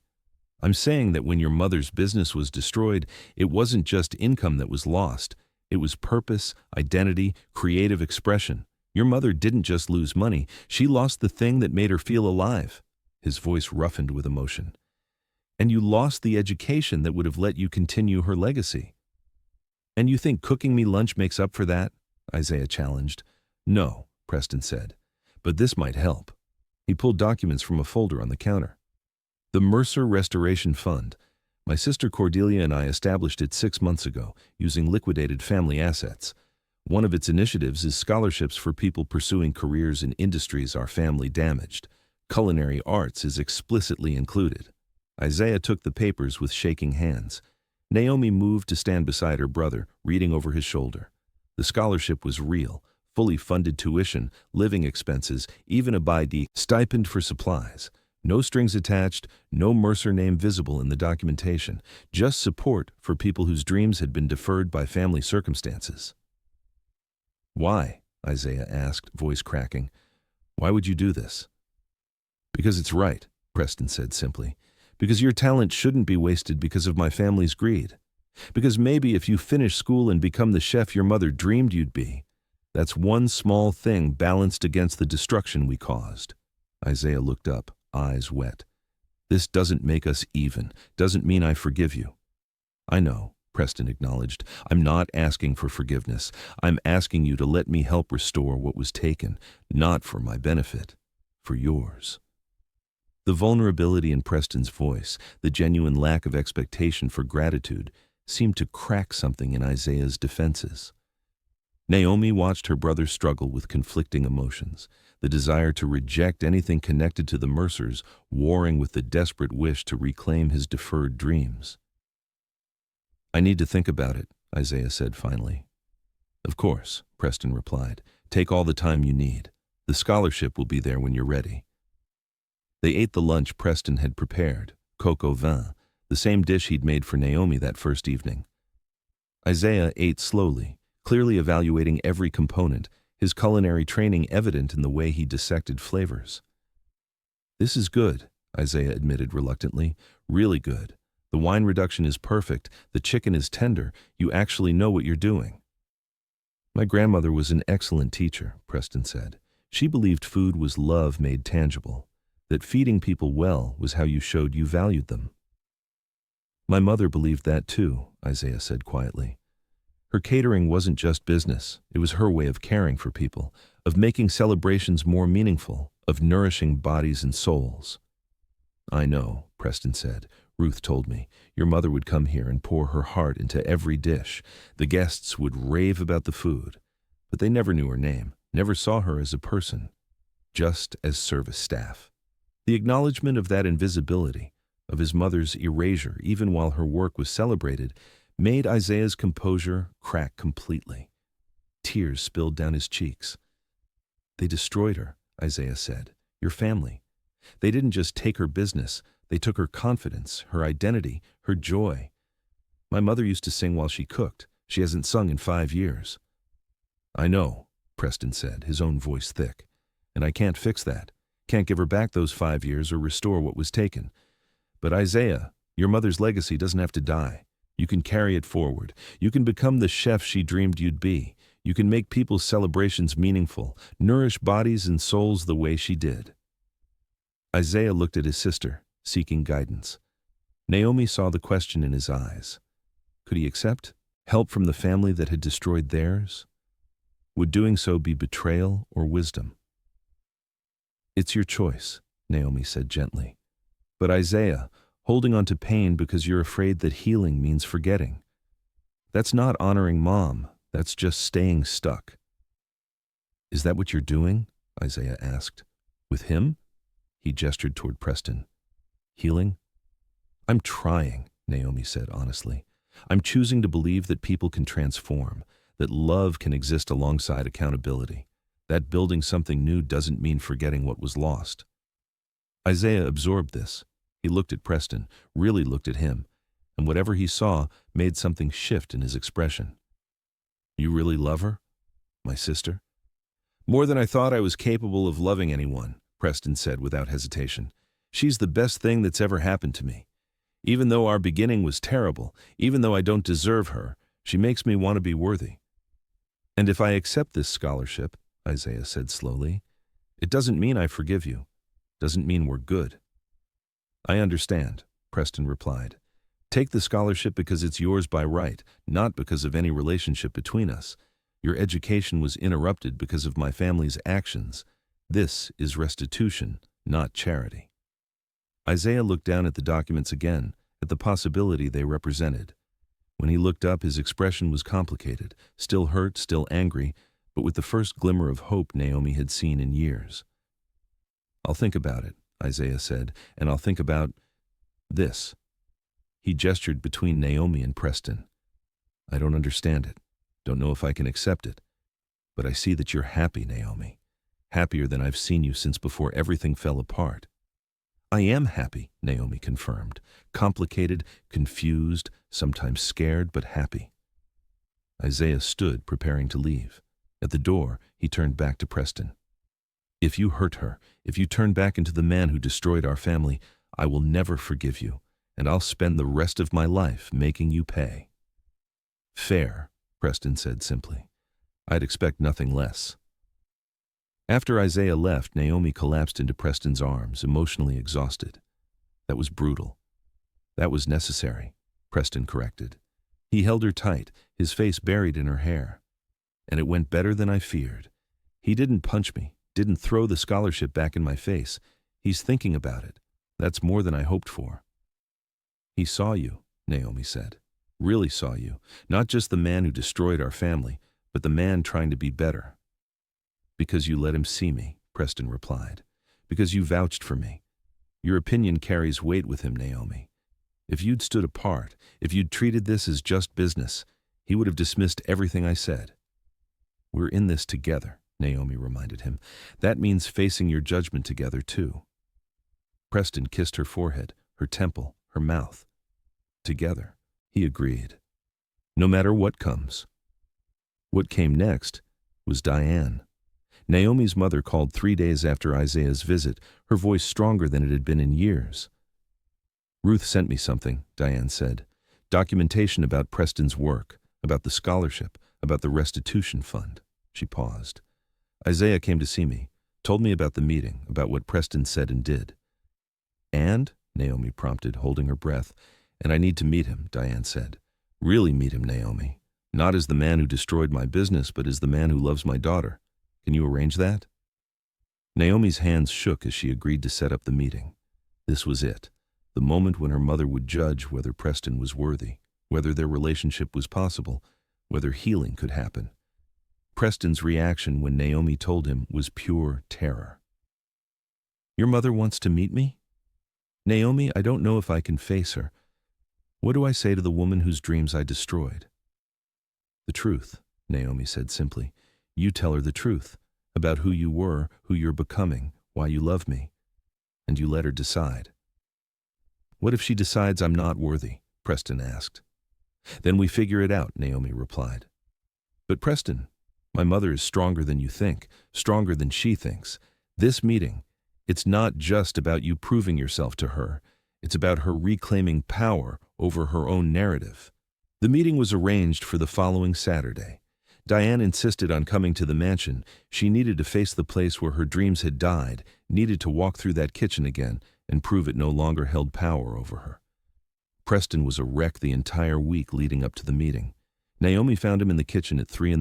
the night before, practicing what he would say, cooking and recooking dishes with desperate focus. Come to bed, Naomi said gently from the doorway. I can't, Preston replied, not looking up from the vegetables he was chopping with excessive precision. I keep thinking about what she must have felt, standing in this kitchen, creating beautiful things, believing she'd finally made it, and then having it all taken away. How do I face that, Naomi? How do I look her in the eye and not see all the pain I caused? By being present, Naomi said, moving to stand behind him, wrapping her arms around his waist. By not running from the discomfort. By letting her see your remorse and your transformation, and letting her judge for herself. Preston set down the knife, turned in her embrace. What if I can't be what she needs? What if my presence just reopens wounds? Then we'll deal with it, Naomi said. But Preston, you don't get to decide what's too hard for my mother to handle. She gets to decide. She gets to choose whether to face you, whether to hear your apology, whether to accept that you're part of my life now. You're right, Preston acknowledged. I'm being presumptuous again, deciding what's best for others instead of letting them choose. Old pattern, Naomi observed. Recognizing it is progress. Preston kissed her, soft, desperate, grateful. What did I do to deserve you? Nothing, Naomi replied honestly. That's the point. Love isn't deserved, it's chosen. I choose you, Preston. Every day I choose you. They went to bed together, Preston finally settling into fitful sleep with Naomi in his arms. She lay awake listening to his breathing, feeling the tension in his body even while he slept, and sent silent prayers to whatever forces might be listening. Let tomorrow bring healing. Let my mother see what I see. Let love be possible. Saturday arrived too quickly and too slowly. Preston dressed with careful attention, not his old, expensive wardrobe, but clean, well-fitted clothes that suggested respect without pretension. He'd made refreshments, but not elaborate ones, simple cookies that were his grandmother's recipe, tea and coffee, nothing that suggested he was trying too hard. Diane arrived precisely on time. Naomi went to greet her, leaving Preston in the drawing room to give them a moment. Her mother looked different, still thin, still carrying the weight of 5 years of depression, but standing straighter. Her hair was styled, not just pulled back carelessly. She wore makeup. She'd put on the dress she used to wear to client meetings, the one that had been packed away after the business collapsed. Mom, Naomi said, throat tight with emotion, you look beautiful. I look like myself, Diane corrected, or like who I used to be. I wanted to meet him as that woman, not as the broken version he created. The strength in her mother's voice made Naomi's eyes sting with tears. Are you ready? No, Diane said honestly, but I'm doing it anyway. They walked into the mansion together, Diane's hand gripping Naomi's arm. Her mother's breathing quickened as they moved through the familiar spaces, the foyer where she'd delivered proposals, the hallway leading to the kitchen where she'd worked, the drawing room where business had been discussed. Preston stood when they entered, his face showing the effort of staying composed. He didn't speak, didn't move forward, just waited for Diane to set the terms of their interaction. Diane studied him for a long moment. Whatever she saw made her expression shift, surprise perhaps, or recognition of something unexpected. You look different than I remember, Diane said finally, smaller somehow, less omnipotent. I was never omnipotent, Preston replied quietly. Just privileged enough to believe I was. Mrs. Whitaker, His voice cracked. He tried again. I don't know how to do this. Don't know what words could possibly matter after what I did to you. Then don't use words, Diane said. Show me. Ruth sent documentation about work you've been doing, about businesses you're trying to help, restitution you're calculating. Show me that. Preston had prepared for this. He'd created a comprehensive folder. Every business the Mercers had destroyed, every family harmed, the restitution being offered, the ongoing work to prevent future harm. He spread it all out on the coffee table, his hands shaking slightly as he organized the evidence of his family's systematic cruelty and his attempts to balance the scale. Diane sat and read through everything with the careful attention she'd once given to contract negotiations. Naomi and Preston waited in tense silence, the afternoon light streaming through tall windows, dust motes dancing in the air. This is thorough, Diane said finally, obsessively thorough. You've documented every acquisition, calculated damages, identified current contact information. She looked up at Preston. "When did you start this?" 6 months ago, Preston said. "After my father's funeral, I was going through business records, preparing to liquidate assets, and I saw the pattern, saw what we'd built our wealth on, saw," he swallowed hard, "saw your file, Mrs. Whitaker, saw the notes my father had made about your business, about the property acquisition, about you being emotional during negotiations." "I was emotional," Diane said. "I was watching my dreams die and being told I was unreasonable for caring." "You weren't unreasonable," Preston said fiercely. "You were human. You'd built something meaningful, and we destroyed it for profit we didn't need. There's no justification for that. No excuse." Diane studied him. "So you started this restitution project before you met Naomi? Before you knew who she was?" "Yes," Preston confirmed. "I was trying to figure out how to contact you, actually. How to approach someone I'd harmed and offer restitution without it seeming like I wanted something in return." He laughed bitterly. "Then Naomi bought the estate and I learned exactly who she was and realized that any offer I made would seem like manipulation." "But you kept working on it," Diane observed, gesturing to the documentation. "Because it was right," Preston said, "regardless of my relationship with Naomi, regardless of whether anyone ever forgave me. This work needed to happen. Still needs to happen." Diane was quiet for a long moment, processing. When she spoke again, her voice was softer. "Isaiah told me about the scholarship, about you cooking for him, showing him this kitchen, offering him a way back to his education." "He has tremendous talent," Preston said. "From what Naomi's told me, from what I saw in the brief time he was here, he could be an exceptional chef. That shouldn't be lost because of what my family did." "And the scholarship has no strings attached?" Diane pressed. "No requirement that he forgive you, that he speak well of you, that he do anything except pursue his education?" "No strings," Preston confirmed. "The scholarship is his by right. His education was interrupted because of actions my family took. This is restitution, not charity, not a transaction." Diane looked at her daughter. "You believe him? You believe he's changed?" "I believe he's changing," Naomi corrected carefully. "I believe transformation is ongoing, not complete. But yes, Mom, I believe Preston is genuinely trying to become someone different, someone better." "And you love him," Diane said, not a question. "I love him," Naomi confirmed. "I know it's complicated. I know it hurts you. But Mom, Preston makes me happy. He makes me brave. He makes me believe in possibility." Diane turned back to Preston. "Do you love my daughter?"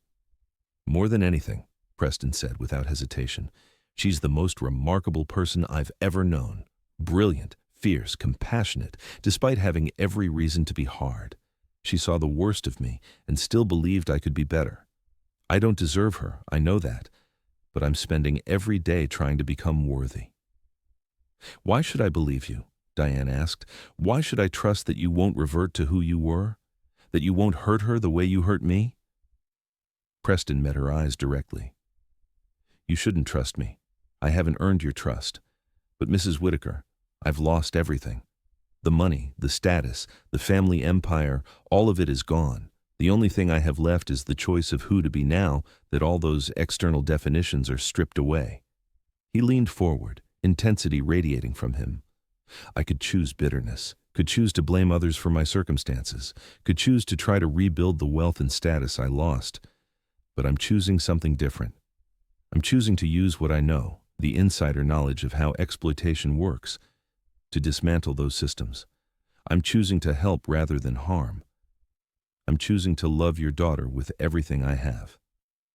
"And if I say no?" Diane asked quietly.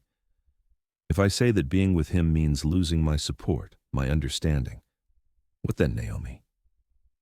Naomi's heart clenched. She looked at her mother, this woman who'd given her life, raised her, whose pain had driven 5 years of Naomi's choices. Then she looked at Preston, this man who'd destroyed her family and somehow become essential to her happiness. "Then I'd be heartbroken," Naomi said honestly. "But Mom, I can't choose revenge over love, can't choose staying stuck in pain over moving toward healing. I love you, I will always love you, but I love him too, and I'm choosing to believe that both can be true. that I can honor your pain while building something new." Diane's eyes filled with tears. For a long moment the room held collective breath, waiting for her judgment. Then Diane did something that shocked them both. She stood, moved to where Preston sat, and looked down at him with an expression that was complicated. Pain and anger, yes, but also something softer. "Stand up," she said. Preston obeyed, rising slowly. He was taller than Diane, but he seemed smaller somehow, hunched with the weight of guilt and fear. Diane studied his face, her own expression unreadable. Then, with deliberate slowness, she reached out and placed her hand on his shoulder. "I'm not ready to forgive you," she said clearly. "I may never be ready. What you did, what your family did, destroyed something precious to me, changed the course of my life, devastated my family." "I know," Preston said, voice breaking. "I know, and I'm so sorry." "Let me finish," Diane interrupted gently. "I'm not ready to forgive you, but I see that you're trying. I see the work you're doing. I see how you look at my daughter, like she's the sun and moon and stars all together." Her hand tightened on his shoulder. "And I see how she looks at you, like you're her home, like you're proof that transformation is possible." Tears were streaming down Preston's face now. "Mrs. Whitaker, Diane," she corrected. "If you're going to be part of my daughter's life, you can call me Diane."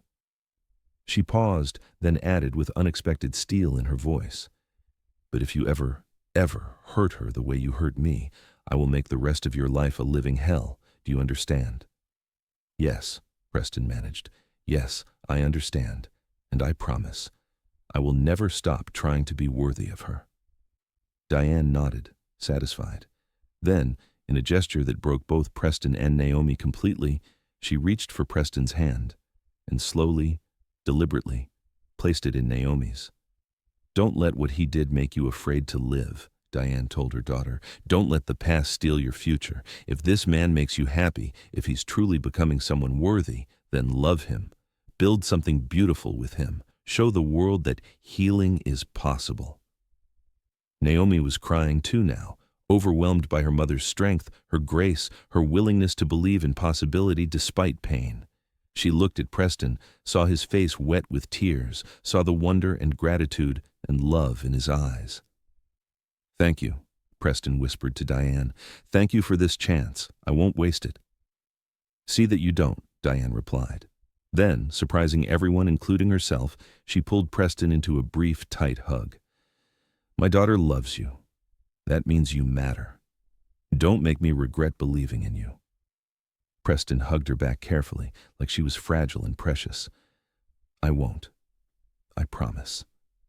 When they separated, Diane looked around the drawing room, taking in the mansion that had been the setting of her professional triumph and devastating loss. "This house doesn't haunt me anymore," she said with surprise. "It's just a building. You've stripped its power over me." "We should celebrate that," Naomi said. "Mom, stay for dinner. Let Preston cook for you the way he cooked for Isaiah.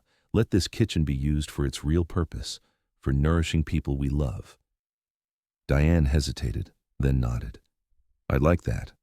I'd like to see the kitchen again, to reclaim it." They moved to the kitchen together, the space that held so many ghosts. Diane walked through it slowly, touching the marble countertops, the Viking ranges, remembering the events she'd catered, the food she'd created, the joy she'd felt before it was all taken away. "I loved working here," Diane admitted quietly.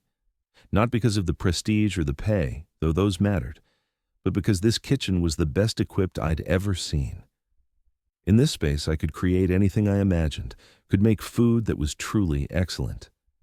"Then let's create something together," Preston suggested carefully. "Let me cook with you. Learn from you. Let this kitchen make new memories." Diane studied him for a long moment, then surprised everyone by agreeing. "All right, but I'm in charge. You follow my lead." "Absolutely," Preston said, relief evident in his voice. Naomi watched them work together, her mother directing, Preston following instructions with careful attention. Diane's voice grew stronger as she worked, muscle memory returning, confidence rebuilding. She corrected Preston's knife technique, showed him how to properly reduce a sauce, shared tips she'd learned over decades of professional cooking. Preston absorbed everything like a student with a master teacher, asking questions, admiring technique, genuinely learning. And somewhere in the process of creating a meal together, some of the poison that had lived between them began to drain away. They ate together in the dining room, the meal Diane and Preston had prepared spread before them. It was the first time Diane had eaten in the mansion since her business had been destroyed, and the symbolism wasn't lost on anyone. "This is good," Diane said, tasting the beef bourguignon they'd made together. "Really good. Preston, you have genuine skill. Your grandmother taught you well." "She did," Preston agreed. "She believed that being able to create something nourishing kept you human, kept you connected to what actually matters." "She was right," Diane said. She looked at Naomi, then at Preston, then at the food they'd created together. "I spent 5 years believing that what was taken couldn't be rebuilt, that the destruction was permanent. But maybe," she paused, choosing words carefully, "maybe destruction doesn't have to be the end of the story. Maybe rebuilding is possible. Different than before, changed by what happened, but possible." "Mom," Naomi said, throat tight with emotion. "I'm not saying I forgive everything," Diane clarified. "I'm not saying the pain is gone or that what happened was acceptable. But I'm saying that maybe, I can stop letting that pain define my whole life. Maybe I can remember who I was before the destruction and find my way back to her." "You're already finding your way back," Naomi said. "Look at you. You're here, in this kitchen, cooking again. You're strong, Mom, stronger than you think." "Stronger than I let myself be," Diane corrected. She looked at Preston. "I thought seeing you would bring back all the pain, thought you'd be some monster who enjoyed destroying people. But you're just a person, flawed, guilty, trying to be better. That's somehow both harder and easier to accept." "I'm trying," Preston said quietly. "And having your daughter in my life, having her believe in my capacity to change, that's given me reason to keep trying even when it's hard." "Then don't disappoint her," Diane said firmly. "Don't disappoint me. Do the work. Keep changing. Prove that transformation is real." "I will," Preston promised. "Every day I will." They finished dinner in companionable conversation. Diane told stories about her catering business in its prime, about the events she'd worked, the challenges she'd overcome. Preston listened with genuine interest, asking questions that showed he valued her expertise, her experience, her knowledge. As Diane prepared to leave, she hugged Naomi tightly. "I'm proud of you," she whispered, "for building your business, for fighting back, for being brave enough to love anyway. You're stronger than I was." "I learned from the best," Naomi replied. Diane turned to Preston. "Take care of her, make her happy, and Preston, keep doing the restitution work, not for me, not for Naomi, but because it's right, because other families deserve what mine is finding, a chance to rebuild." "I will," Preston said. "Thank you, Diane, for giving me this chance, for being willing to see who I'm becoming instead of just who I was." After Diane left, Preston and Naomi stood together in the foyer, emotionally exhausted, but deeply grateful. "She didn't forgive me," Preston observed. "No," Naomi agreed, "but she accepted you, accepted us. That's different from forgiveness, but it's something real." "It's more than I hoped for," Preston said. He pulled Naomi close, holding her like she was the most precious thing in the world.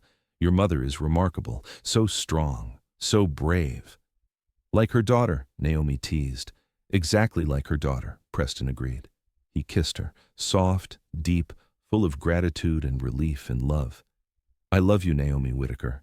Thank you for fighting for us, for believing in me when I wasn't sure I believed in myself." "I love you too," Naomi replied. "And Preston, we've cleared the biggest hurdles. My mother, Isaiah, they're accepting us. Not easily, not without complications, but accepting. That means we can actually move forward, can build something real." "Together," Preston said. "Together," Naomi confirmed. They stood in the mansion's foyer, wrapped in each other's arms, surrounded by the ghosts of past pain and the promise of future possibility. The journey from enemies to lovers, from destroyer to builder, from revenge to redemption, it wasn't complete, might never be complete, but it was real, and that reality, complicated and imperfect as it was, felt like victory. Chapter 4. The peace that followed Diane's visit lasted exactly 4 days. Naomi was in the estate office reviewing contracts when Gloria called, her voice tight with urgency. "We have a problem, a big one." "Park?" Naomi guessed. "Park," Gloria confirmed. "He's filed motions to foreclose on 3 properties surrounding the mansion, small businesses that rebuilt after Mercer acquisitions. He's also leaked to the press that you're romantically involved with Preston Mercer, painting it as some kind of con, suggesting you were seduced into abandoning your principles." Naomi's hands clenched around the phone. "That's absurd. My relationship with Preston has nothing to do with—" "It doesn't matter what's true," Gloria interrupted. "It matters what people believe. And Park is very good at spinning narratives. He's suggesting that you bought the Mercer estate for revenge, but got played by the charming heir, that you're now protecting Preston's interests instead of fighting for the little guy." The accusation stung because it echoed Naomi's own fears. Was she protecting Preston's interests? Had loving him compromised her judgment? "What do I do?" Naomi asked. "Fight back," Gloria said firmly. "Hold a press conference. Tell your story on your terms. Show that your relationship with Preston isn't weakness. It's proof that accountability and love can coexist. That transformation is possible." After hanging up, Naomi found Preston in the library. He looked up from the legal documents he'd been reviewing, immediately reading the tension in her face. "What happened?" he asked. Naomi told him about Park's moves, the foreclosures, the media spin, the narrative being constructed around their relationship. With each revelation, Preston's expression darkened. "He's attacking you because of me," Preston said flatly, "using our relationship as a weapon." "He's attacking because we're in his way," Naomi corrected, "because we're protecting businesses he wants to destroy. Our relationship just gave him convenient ammunition." Preston stood, paced the library with restless energy. "Then maybe we should step back, publicly, make it clear that you're not compromised, that your business decisions are independent." "No," Naomi interrupted firmly, "absolutely not. We're not hiding, Preston. We're not pretending our relationship doesn't exist to make Park's attacks less effective." "But if being with me is hurting your reputation—" "Then I'll rebuild my reputation," Naomi said, "but I won't rebuild it on lies. I won't rebuild it by pretending I don't love you." Preston crossed to her, hands framing her face. "Are you sure?" "Naomi, this could cost you everything you've built." "You're what I've built," Naomi replied. "Not just my business, not just my reputation, but this relationship. This proof that people can transform, that love can grow from unlikely soil. I'm not sacrificing that to make things easier." The conviction in her voice seemed to settle something in Preston. He pulled her close, holding her like she was his anchor in a storm. "Then we fight. Together. Whatever it takes." They spent the next 2 days preparing. Preston used his insider knowledge of corporate warfare to anticipate Park's strategies. Naomi worked with Gloria to craft their counter-narrative. Cordelia joined them, bringing documentation of the Mercer Restoration Fund's work, providing evidence that Preston's transformation was real and ongoing. The businesses facing foreclosure were contacted. Preston and Naomi met with each owner personally, offering legal support, financial assistance, whatever resources they could marshal. These were the same businesses that had rebuilt after Mercer acquisitions, now facing a second assault from another predatory developer. "Why are you helping us?" one owner asked suspiciously, a woman named Maria Torres who ran a small bakery on the edge of the historic district. "You're a Mercer. Your family destroyed businesses like mine." "I know," Preston said quietly. "My family did tremendous harm. I participated in that harm, and I can't undo it. But I can choose who to be now. I can choose to stand with you instead of against you." "And you?" Maria asked Naomi. "The rumors say you bought the Mercer estate for revenge, that you're sleeping with the enemy." "The rumors are partly right," Naomi acknowledged. "I did buy the estate for revenge. I wanted Preston to feel powerless, to understand what his family had taken from mine. But somewhere in that process, I discovered something I didn't expect, that he was genuinely trying to change. That transformation is possible." "So you fell in love with him," Maria said, not quite making it a question. "Yes," Naomi confirmed. "I fell in love with the man he's becoming, and I'm choosing to believe that loving him doesn't mean betraying the fight for justice, that both can be true, accountability for past harm and hope for future transformation." Maria studied them both for a long moment. Then, surprisingly, she smiled. My grandmother used to say that the strongest trees grow from scorched earth. That destruction isn't the end, it's just the beginning of something new. She extended her hand to Preston. Help me save my bakery, and maybe I'll believe in your transformation. Preston shook her hand gratefully. We'll do everything we can. Similar conversations happened with the other business owners. Not all were convinced. Some saw Preston's involvement as suspicious, as another Mercer manipulation. But enough were willing to accept help, to believe in the possibility of change, that a coalition began forming.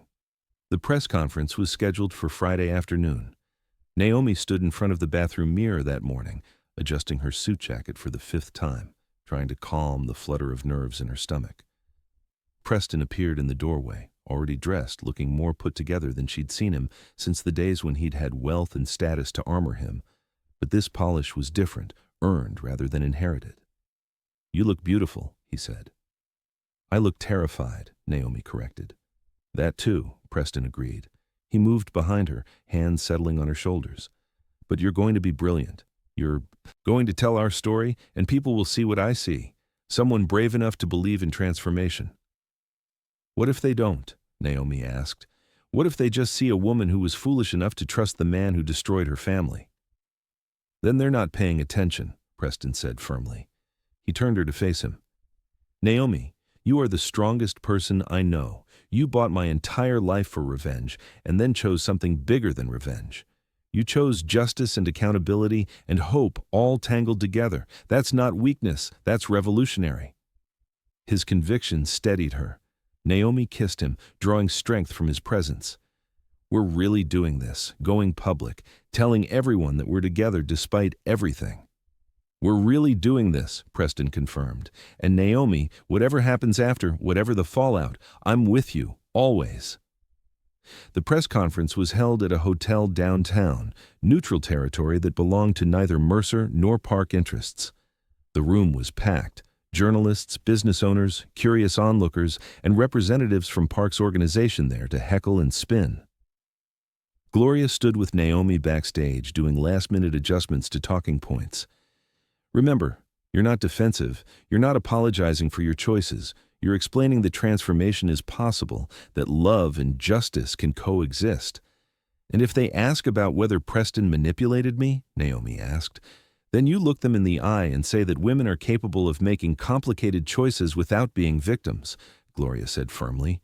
You're not some damsel who was seduced. You're a businesswoman who chose to believe in someone's capacity to change. Preston was waiting in the wings, staying out of sight until the right moment. He caught Naomi's eye, gave her an encouraging nod. The love in his expression was so clear, so genuine, that Naomi felt her nervousness settle into something like calm determination. She walked onto the stage to the flash of cameras and the murmur of voices. Behind the podium, looking out at the sea of faces, Naomi took a breath and began. 5 years ago, my mother's catering business was destroyed by the Mercer family's predatory acquisition practices. My parents divorced over the financial stress. My younger brother had to drop out of culinary school. Our family fell apart because Preston Mercer wanted property for a hotel expansion. She paused, letting the facts settle. So yes, I bought the Mercer estate for revenge. I wanted Preston to feel as powerless as my mother felt. I wanted him to understand, viscerally, what it means when someone else controls your future. The room was silent, everyone leaning forward. But something unexpected happened, Naomi continued.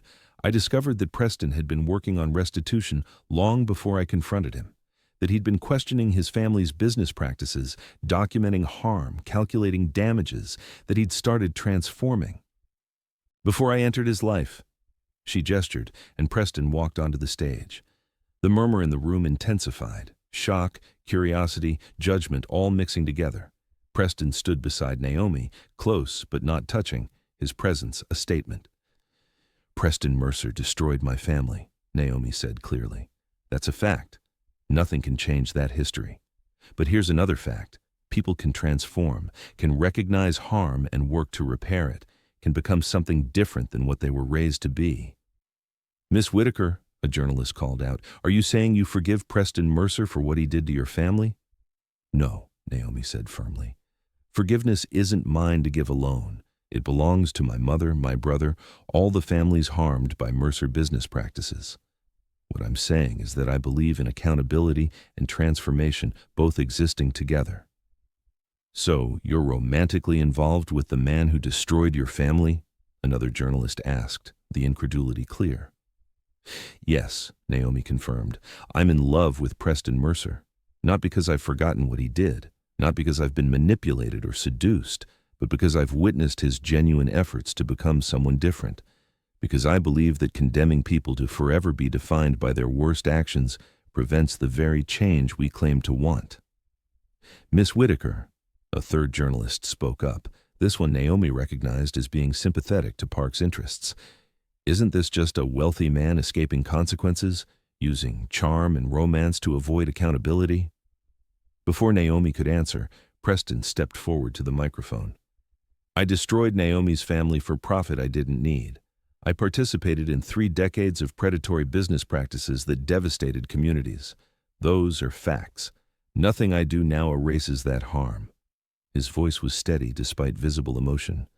"But I've liquidated my remaining assets to fund restitution. I've documented every business my family destroyed. I've worked with my sister to create opportunities for people whose dreams were deferred by our actions. And I've done this work whether or not anyone forgives me, whether or not Naomi loves me. Because it's right.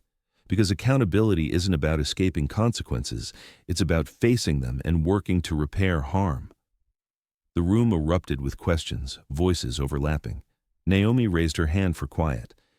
"Desmond Park is trying to paint our relationship as weakness," she said, "as proof that I've abandoned my principles.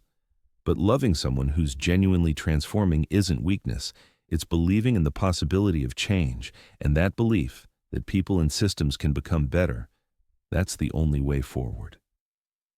She pulled out documents, held them up. "Park is foreclosing on businesses that rebuilt after Mercer acquisitions. He's using the same predatory practices my family suffered from. The difference is, this time, those business owners have allies. They have Preston's knowledge of how these systems work. They have my financial resources. They have a community willing to stand with them." "So you're using your relationship with Preston Mercer to fight corporate predators?" a journalist asked. "I'm using our combined knowledge and resources," Naomi corrected. "Preston understands how exploitation works because he participated in it. That insider knowledge is valuable in dismantling these systems. Our relationship isn't a weakness, it's a strategic advantage in the fight for justice." The press conference continued for another hour. Hard questions, skeptical journalists, representatives from Park's organization trying to discredit them. Through it all, Naomi and Preston stood together, answering honestly, not hiding from their complicated reality. Finally, Gloria stepped in to end the questions. As Naomi and Preston left the stage, the response was mixed. Some applause, some hostile muttering, the messy reality of public opinion confronted with a narrative that didn't fit easy categories. Backstage, Preston pulled Naomi into his arms. "You were incredible, fierce and honest, and so brave." "We were incredible," Naomi corrected.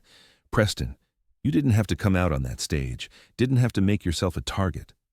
"Yes, I did," Preston said. "Your fight is my fight. Your reputation is connected to mine now. I wasn't going to let you face Park's attacks alone." They were interrupted by Ruth, who'd watched the press conference on a monitor. The older woman's face was wet with tears.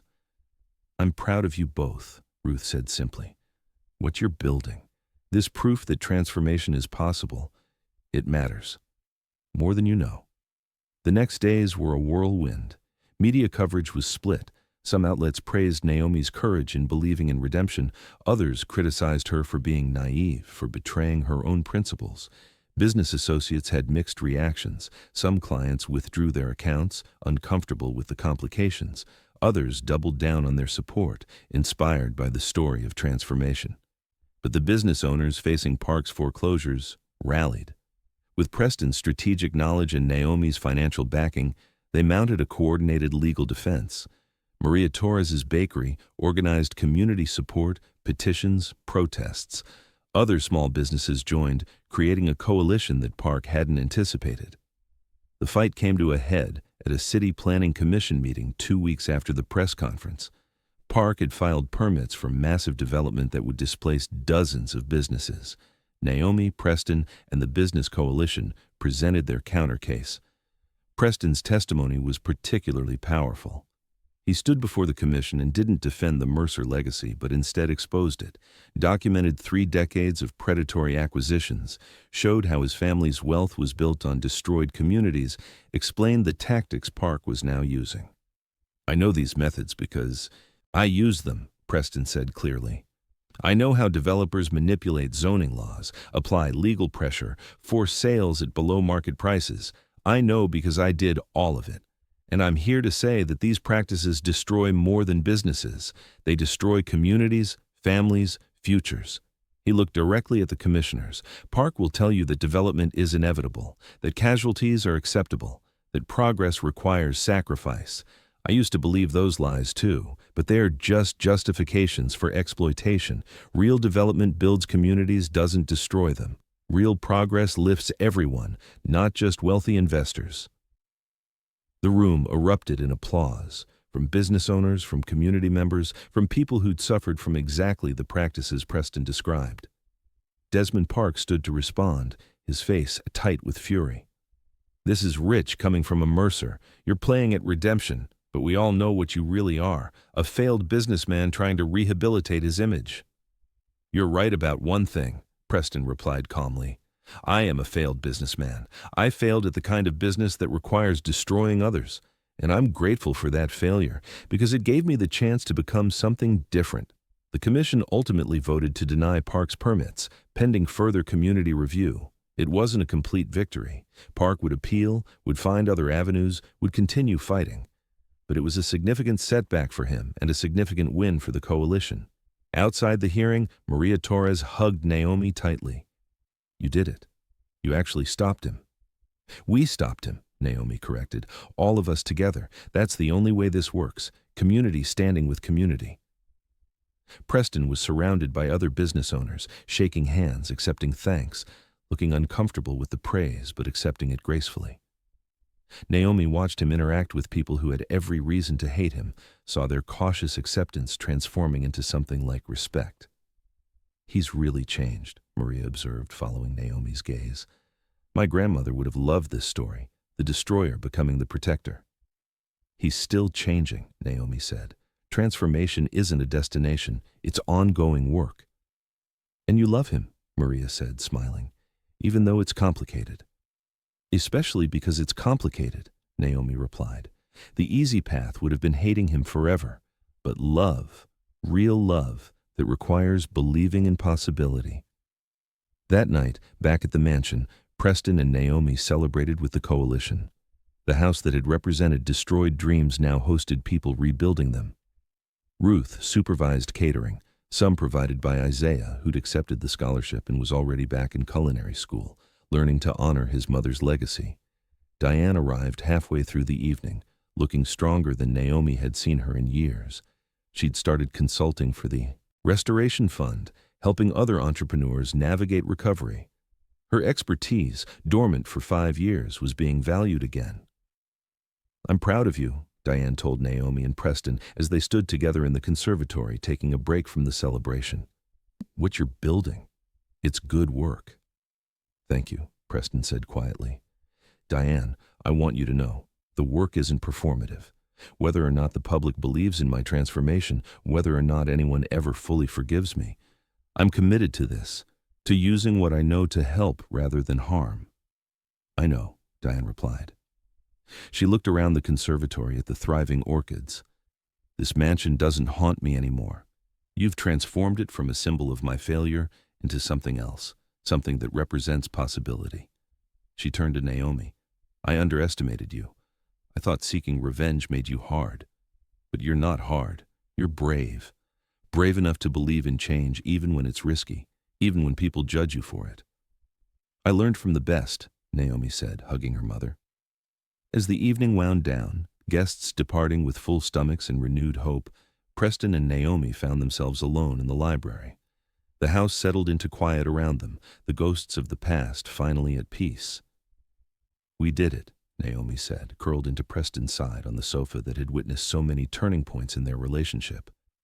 "We actually stopped Park, protected the businesses, proved that transformation is possible." "We did," Preston agreed. His arm tightened around her shoulders. "But Naomi, this isn't the end. Park will regroup.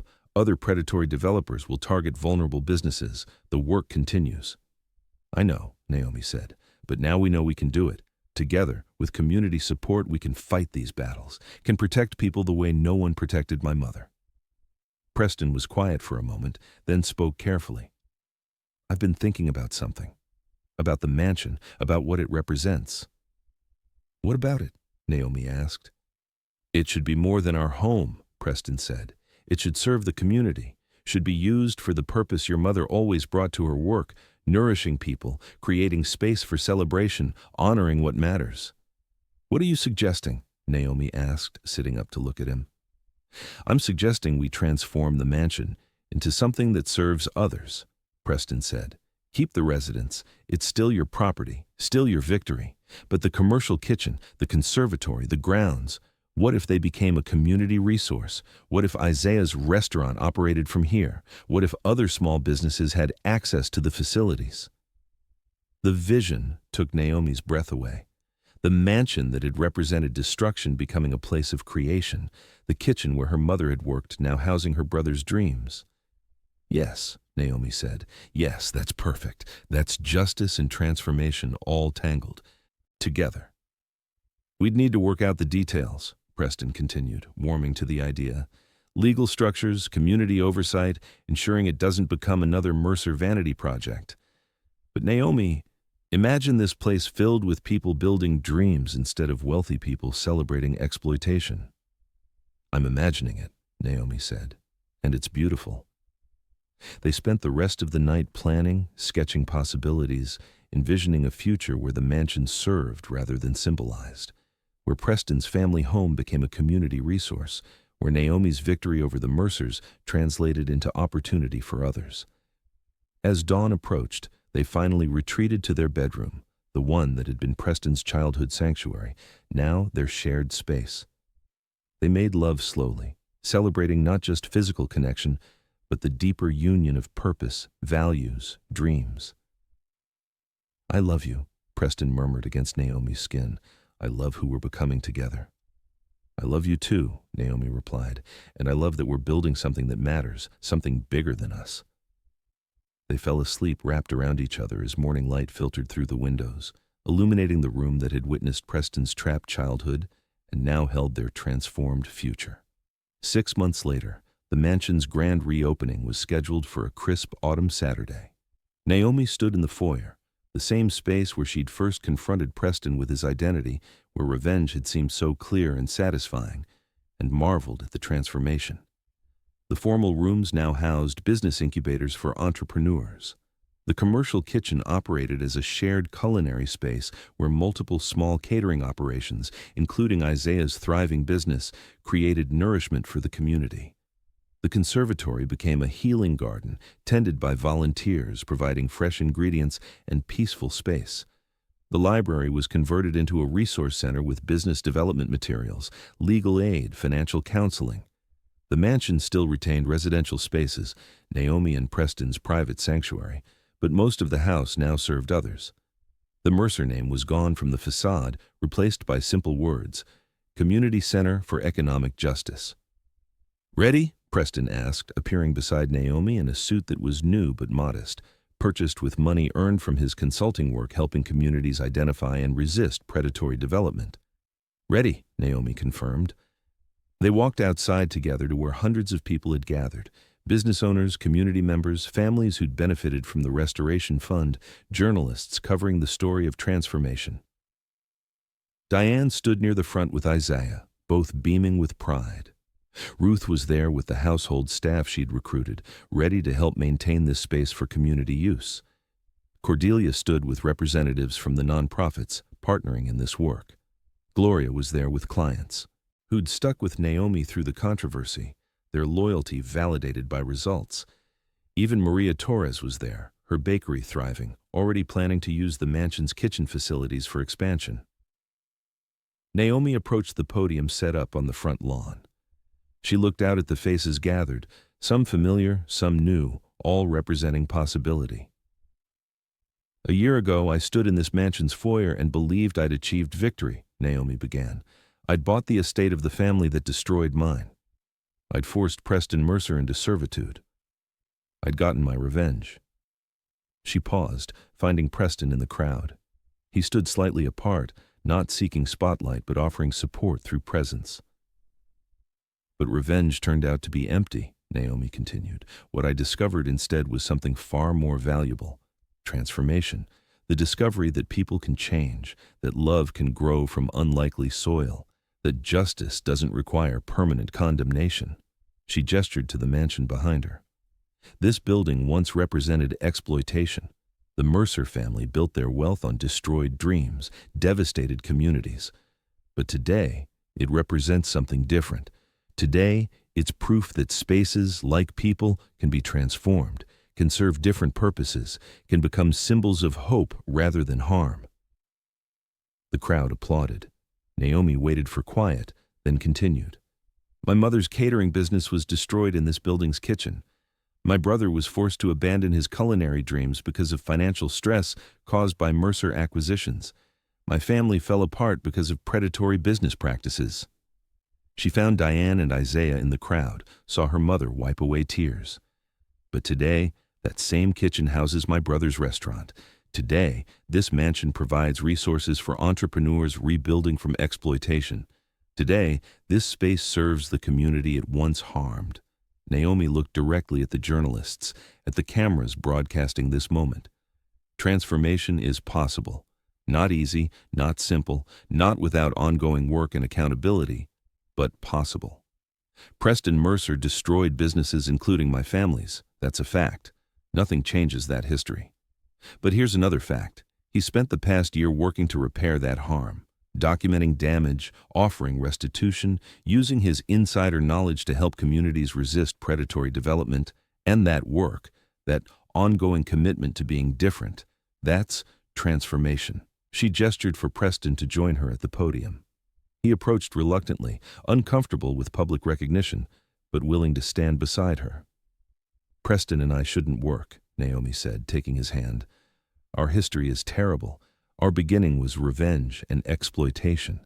By every logical measure, we should be enemies forever." She turned to look at him, saw the love and gratitude and wonder in his eyes. "But love isn't logical," Naomi continued, "and transformation isn't neat. What we've often built, this relationship, this community center, this proof that change is possible, it's messy and complicated and imperfect, but it's real, and it's worth celebrating." The crowd erupted in applause. Preston squeezed Naomi's hand, his eyes wet with emotion. "We're not done," Naomi said once the noise subsided. "Predatory developers still target vulnerable communities. Business owners still face exploitation. The systems that allowed Mercer harm still exist. But today, we're saying that those systems can be challenged. The communities can stand together. That the people with power and privilege can choose to use those advantages to dismantle rather than perpetuate exploitation." She looked out at the assembled crowd, this coalition of people who'd believed in possibility even when it seemed impossible. "This mansion is now yours," Naomi said. "Not mine, not Preston's, yours, the community's. Use it to build dreams, use it to resist harm, use it to prove that transformation of people, of spaces, of systems is always possible." The ribbon-cutting ceremony that followed was joyful chaos. Business owners touring facilities, families exploring the grounds, Isaiah giving cooking demonstrations in the kitchen where his mother once worked. Diane moved through the spaces with wonder, touching countertops, remembering and reclaiming. In a quiet moment, Preston found Naomi in the conservatory. The orchids his grandmother had loved still bloomed, tended now by community volunteers, their beauty shared rather than hoarded. "We did it," Preston said, pulling her close. "Took the symbol of my family's worst and transformed it into something good." "We did it together," Naomi corrected. That's the important part. Neither of us could have done this alone. Preston kissed her, soft, tender, full of the comfortable intimacy of people who'd navigated impossible terrain and found solid ground together. "Marry me," he said when they broke apart. Naomi laughed, surprised. "What?" "Marry me," Preston repeated. "I know it's crazy. I know people will judge. I know our history is complicated and messy. But Naomi, I want to spend my life with you. Want to keep building this imperfect, beautiful, transformative thing we've created. Want to prove every day that I'm worthy of the chance you gave me." "Yes," Naomi said without hesitation. "Yes, I'll marry you, because you're right. It's crazy and people will judge and our history is impossible. But I love you. I love who we're becoming together. I love the work we're doing, and I want all of it, the complications and the beauty and the ongoing transformation." Preston kissed her again, deeper this time, holding her like she was the answer to every question he'd ever asked. In the conservatory surrounded by growing things, in the mansion transformed from monument to exploitation into community resource, they celebrated their imperfect victory. Because that's what it was. Imperfect. Preston's past wasn't erased. The businesses destroyed by Mercers weren't fully restored. The pain Naomi's family had suffered didn't disappear. But alongside the pain existed something else. Hope. Transformation. The radical possibility that people could be more than their worst moments, that love could grow even in scorched earth, that justice and grace could coexist. Later that evening, after the crowds departed and the mansion settled into quiet, Naomi and Preston walked through the transformed spaces hand in hand. They paused in the kitchen where everything had shifted, where Naomi had first told Preston who she was, where her mother had once worked, where Isaiah now built his dreams. "Do you think it's enough?" Preston asked quietly. "The restitution, the community center, the ongoing work, does it balance the harm?" "No," Naomi said honestly. "It doesn't balance. Nothing could fully balance 3 decades of exploitation." "But Preston, you're not trying to balance it anymore. You're trying to tip the scales the other direction, to create more good than harm, to use your knowledge and privilege to dismantle rather than perpetuate oppression. And that's different. That's meaningful." Preston pulled her close, his face buried in her hair. "I don't deserve you." "You're earning me," Naomi replied, the phrase that had become their private shorthand. "Every day you're earning me, and I'm earning you too, earning the privilege of witnessing your transformation, of being part of this work, of building something that matters." They stood together in the kitchen that held so many ghosts, Diane's dreams, Preston's cruelty, Naomi's pain, and found that ghosts could coexist with new life. That destruction didn't have to be final. That transformation, however imperfect and ongoing, was always possible for those brave enough to pursue it. "What happens now?" Preston asked. "Now we keep going," Naomi said. "Keep building the community center. Keep fighting predatory developers. Keep proving that transformation is real. Keep loving each other through all the complications."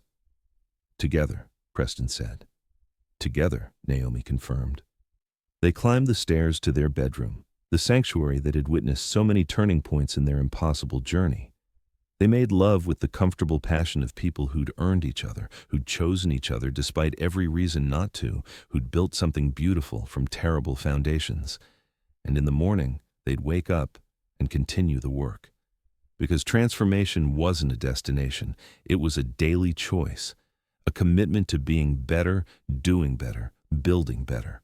A refusal to accept that people or systems or stories had to remain forever defined by their worst moments. The mansion stood as testament to that truth. Once a monument to exploitation, now a community resource. Once the setting of Naomi's family's destruction, now the site of rebuilding. Once Preston's inherited privilege, now shared possibility. Imperfect, complicated, real, and absolutely worth fighting for. 6 months after the community center opened on a crisp spring morning, Naomi and Preston were married in the mansion's gardens. The ceremony was small. Diane, Isaiah, Ruth, Cordelia, Gloria, and the business owners who'd become family through shared struggle. No expensive flowers, no elaborate production, just two people who'd traveled an impossible path, committing to continue that journey together. Isaiah catered, his food honoring his mother's legacy while showcasing his own talent. Diane watched her son work with pride, watched her daughter marry the man who'd destroyed their family and then helped rebuild it, and felt something close to peace. "I never imagined this," Diane told Naomi before the ceremony, "that my daughter would marry a mercer, that I'd be happy about it." "I never imagined it either," Naomi admitted. "But Mom, he's not really a mercer anymore. He's just Preston, the man who's working every day to be better, who loves me enough to transform." "And you love him enough to witness that transformation," Diane said. She cupped Naomi's face in her hands. "You're braver than I ever was, sweetheart. Brave enough to believe in impossible things." The ceremony itself was simple but profound. Preston's vows acknowledged the harm he'd caused, the ongoing work of repair, the privilege of being loved by someone he'd hurt.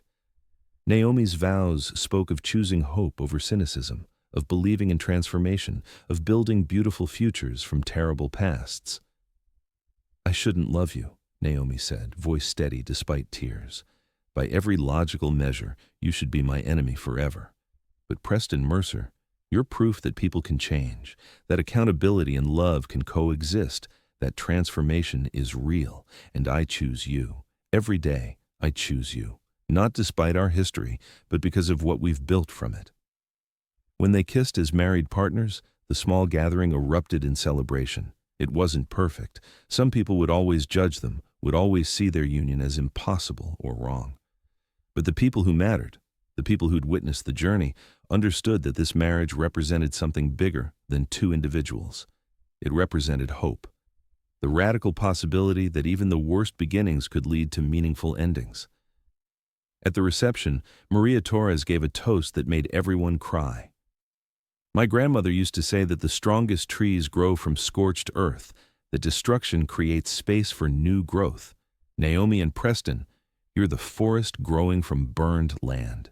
You're proof that transformation is possible, that love can bloom even in unlikely soil, and you give the rest of us hope that our own scorched earth can nurture new life." As the evening deepened, Naomi and Preston found themselves alone on the terrace where they had first kissed, where anger and desire had collided, where the first cracks in their defenses had appeared. They stood wrapped in each other's arms, looking out over the gardens where community members now tended plots, where children played, where the mansion's grounds served rather than symbolized. "Are you happy?" Preston asked. "Deliriously," Naomi replied. "Are you?" "More than I knew was possible," Preston said. He turned her to face him, hands framing her face with the tenderness that still made her heart stutter. "Thank you for buying my mansion, for making me work for you, for refusing to let me hide from accountability, for loving me anyway." "Thank you for transforming," Naomi replied, "for doing the work, for being brave enough to become someone different, for loving me enough to earn me every single day." They kissed as husband and wife, as partners in transformation, as living proof that the most unlikely love stories sometimes carry the most meaningful truths. The mansion stood witness to their kiss, this building that had been bought for revenge and transformed through love.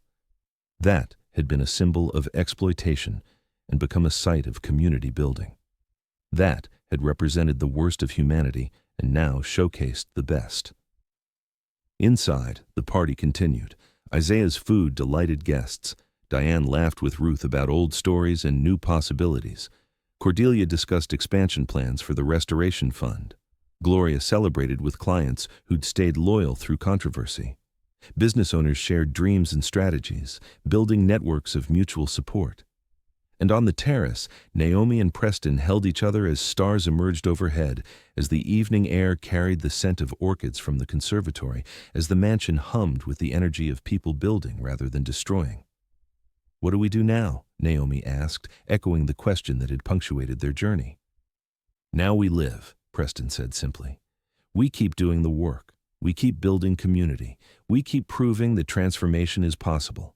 We keep loving each other through all the complications. And we remember that we're not special. We're just proof of what's always been true." "Which is?" Naomi prompted. That people can change, Preston said. That accountability and grace can coexist. That the most meaningful things often grow from the most unlikely soil. That love, real love, requires believing in possibility even when everything suggests impossibility. Naomi leaned into him, feeling the solid warmth of his body, the steady beat of his heart, the reality of this improbable future they'd built together. "I love you, Preston Mercer," she said, "my impossible husband, my proof that transformation is real." "I love you, Naomi Mercer," he replied, testing her new name, smiling at how right it sounded. "My brilliant wife, my reason for becoming better." They stood together as the party continued inside, as the mansion fulfilled its new purpose, as the community they'd built celebrated around them. Two people who shouldn't have worked, but did. Two people who'd started as destroyer and destroyed and became partners in restoration. Two people proving that even the worst beginnings could lead to beautiful endings if you were brave enough to believe in transformation and willing to do the work to make it real. What about you? Have you ever experienced transformation in your own life or witnessed it in someone else? Have you had to choose between what felt safe and what felt right? Have you learned that love can grow in unexpected places, that people are more than their worst moments, that hope and accountability can coexist? Tell me your stories in the comments. I read them all, and your experiences teach me as much as I hope these stories teach you. Let me know where you're watching from, and if this story of Naomi and Preston moved you, if you believed in their impossible journey, if you found hope in their transformation. Hit that subscribe button. Tomorrow, we have another tale of unexpected love, difficult choices, and the revolutionary power of believing that people can change.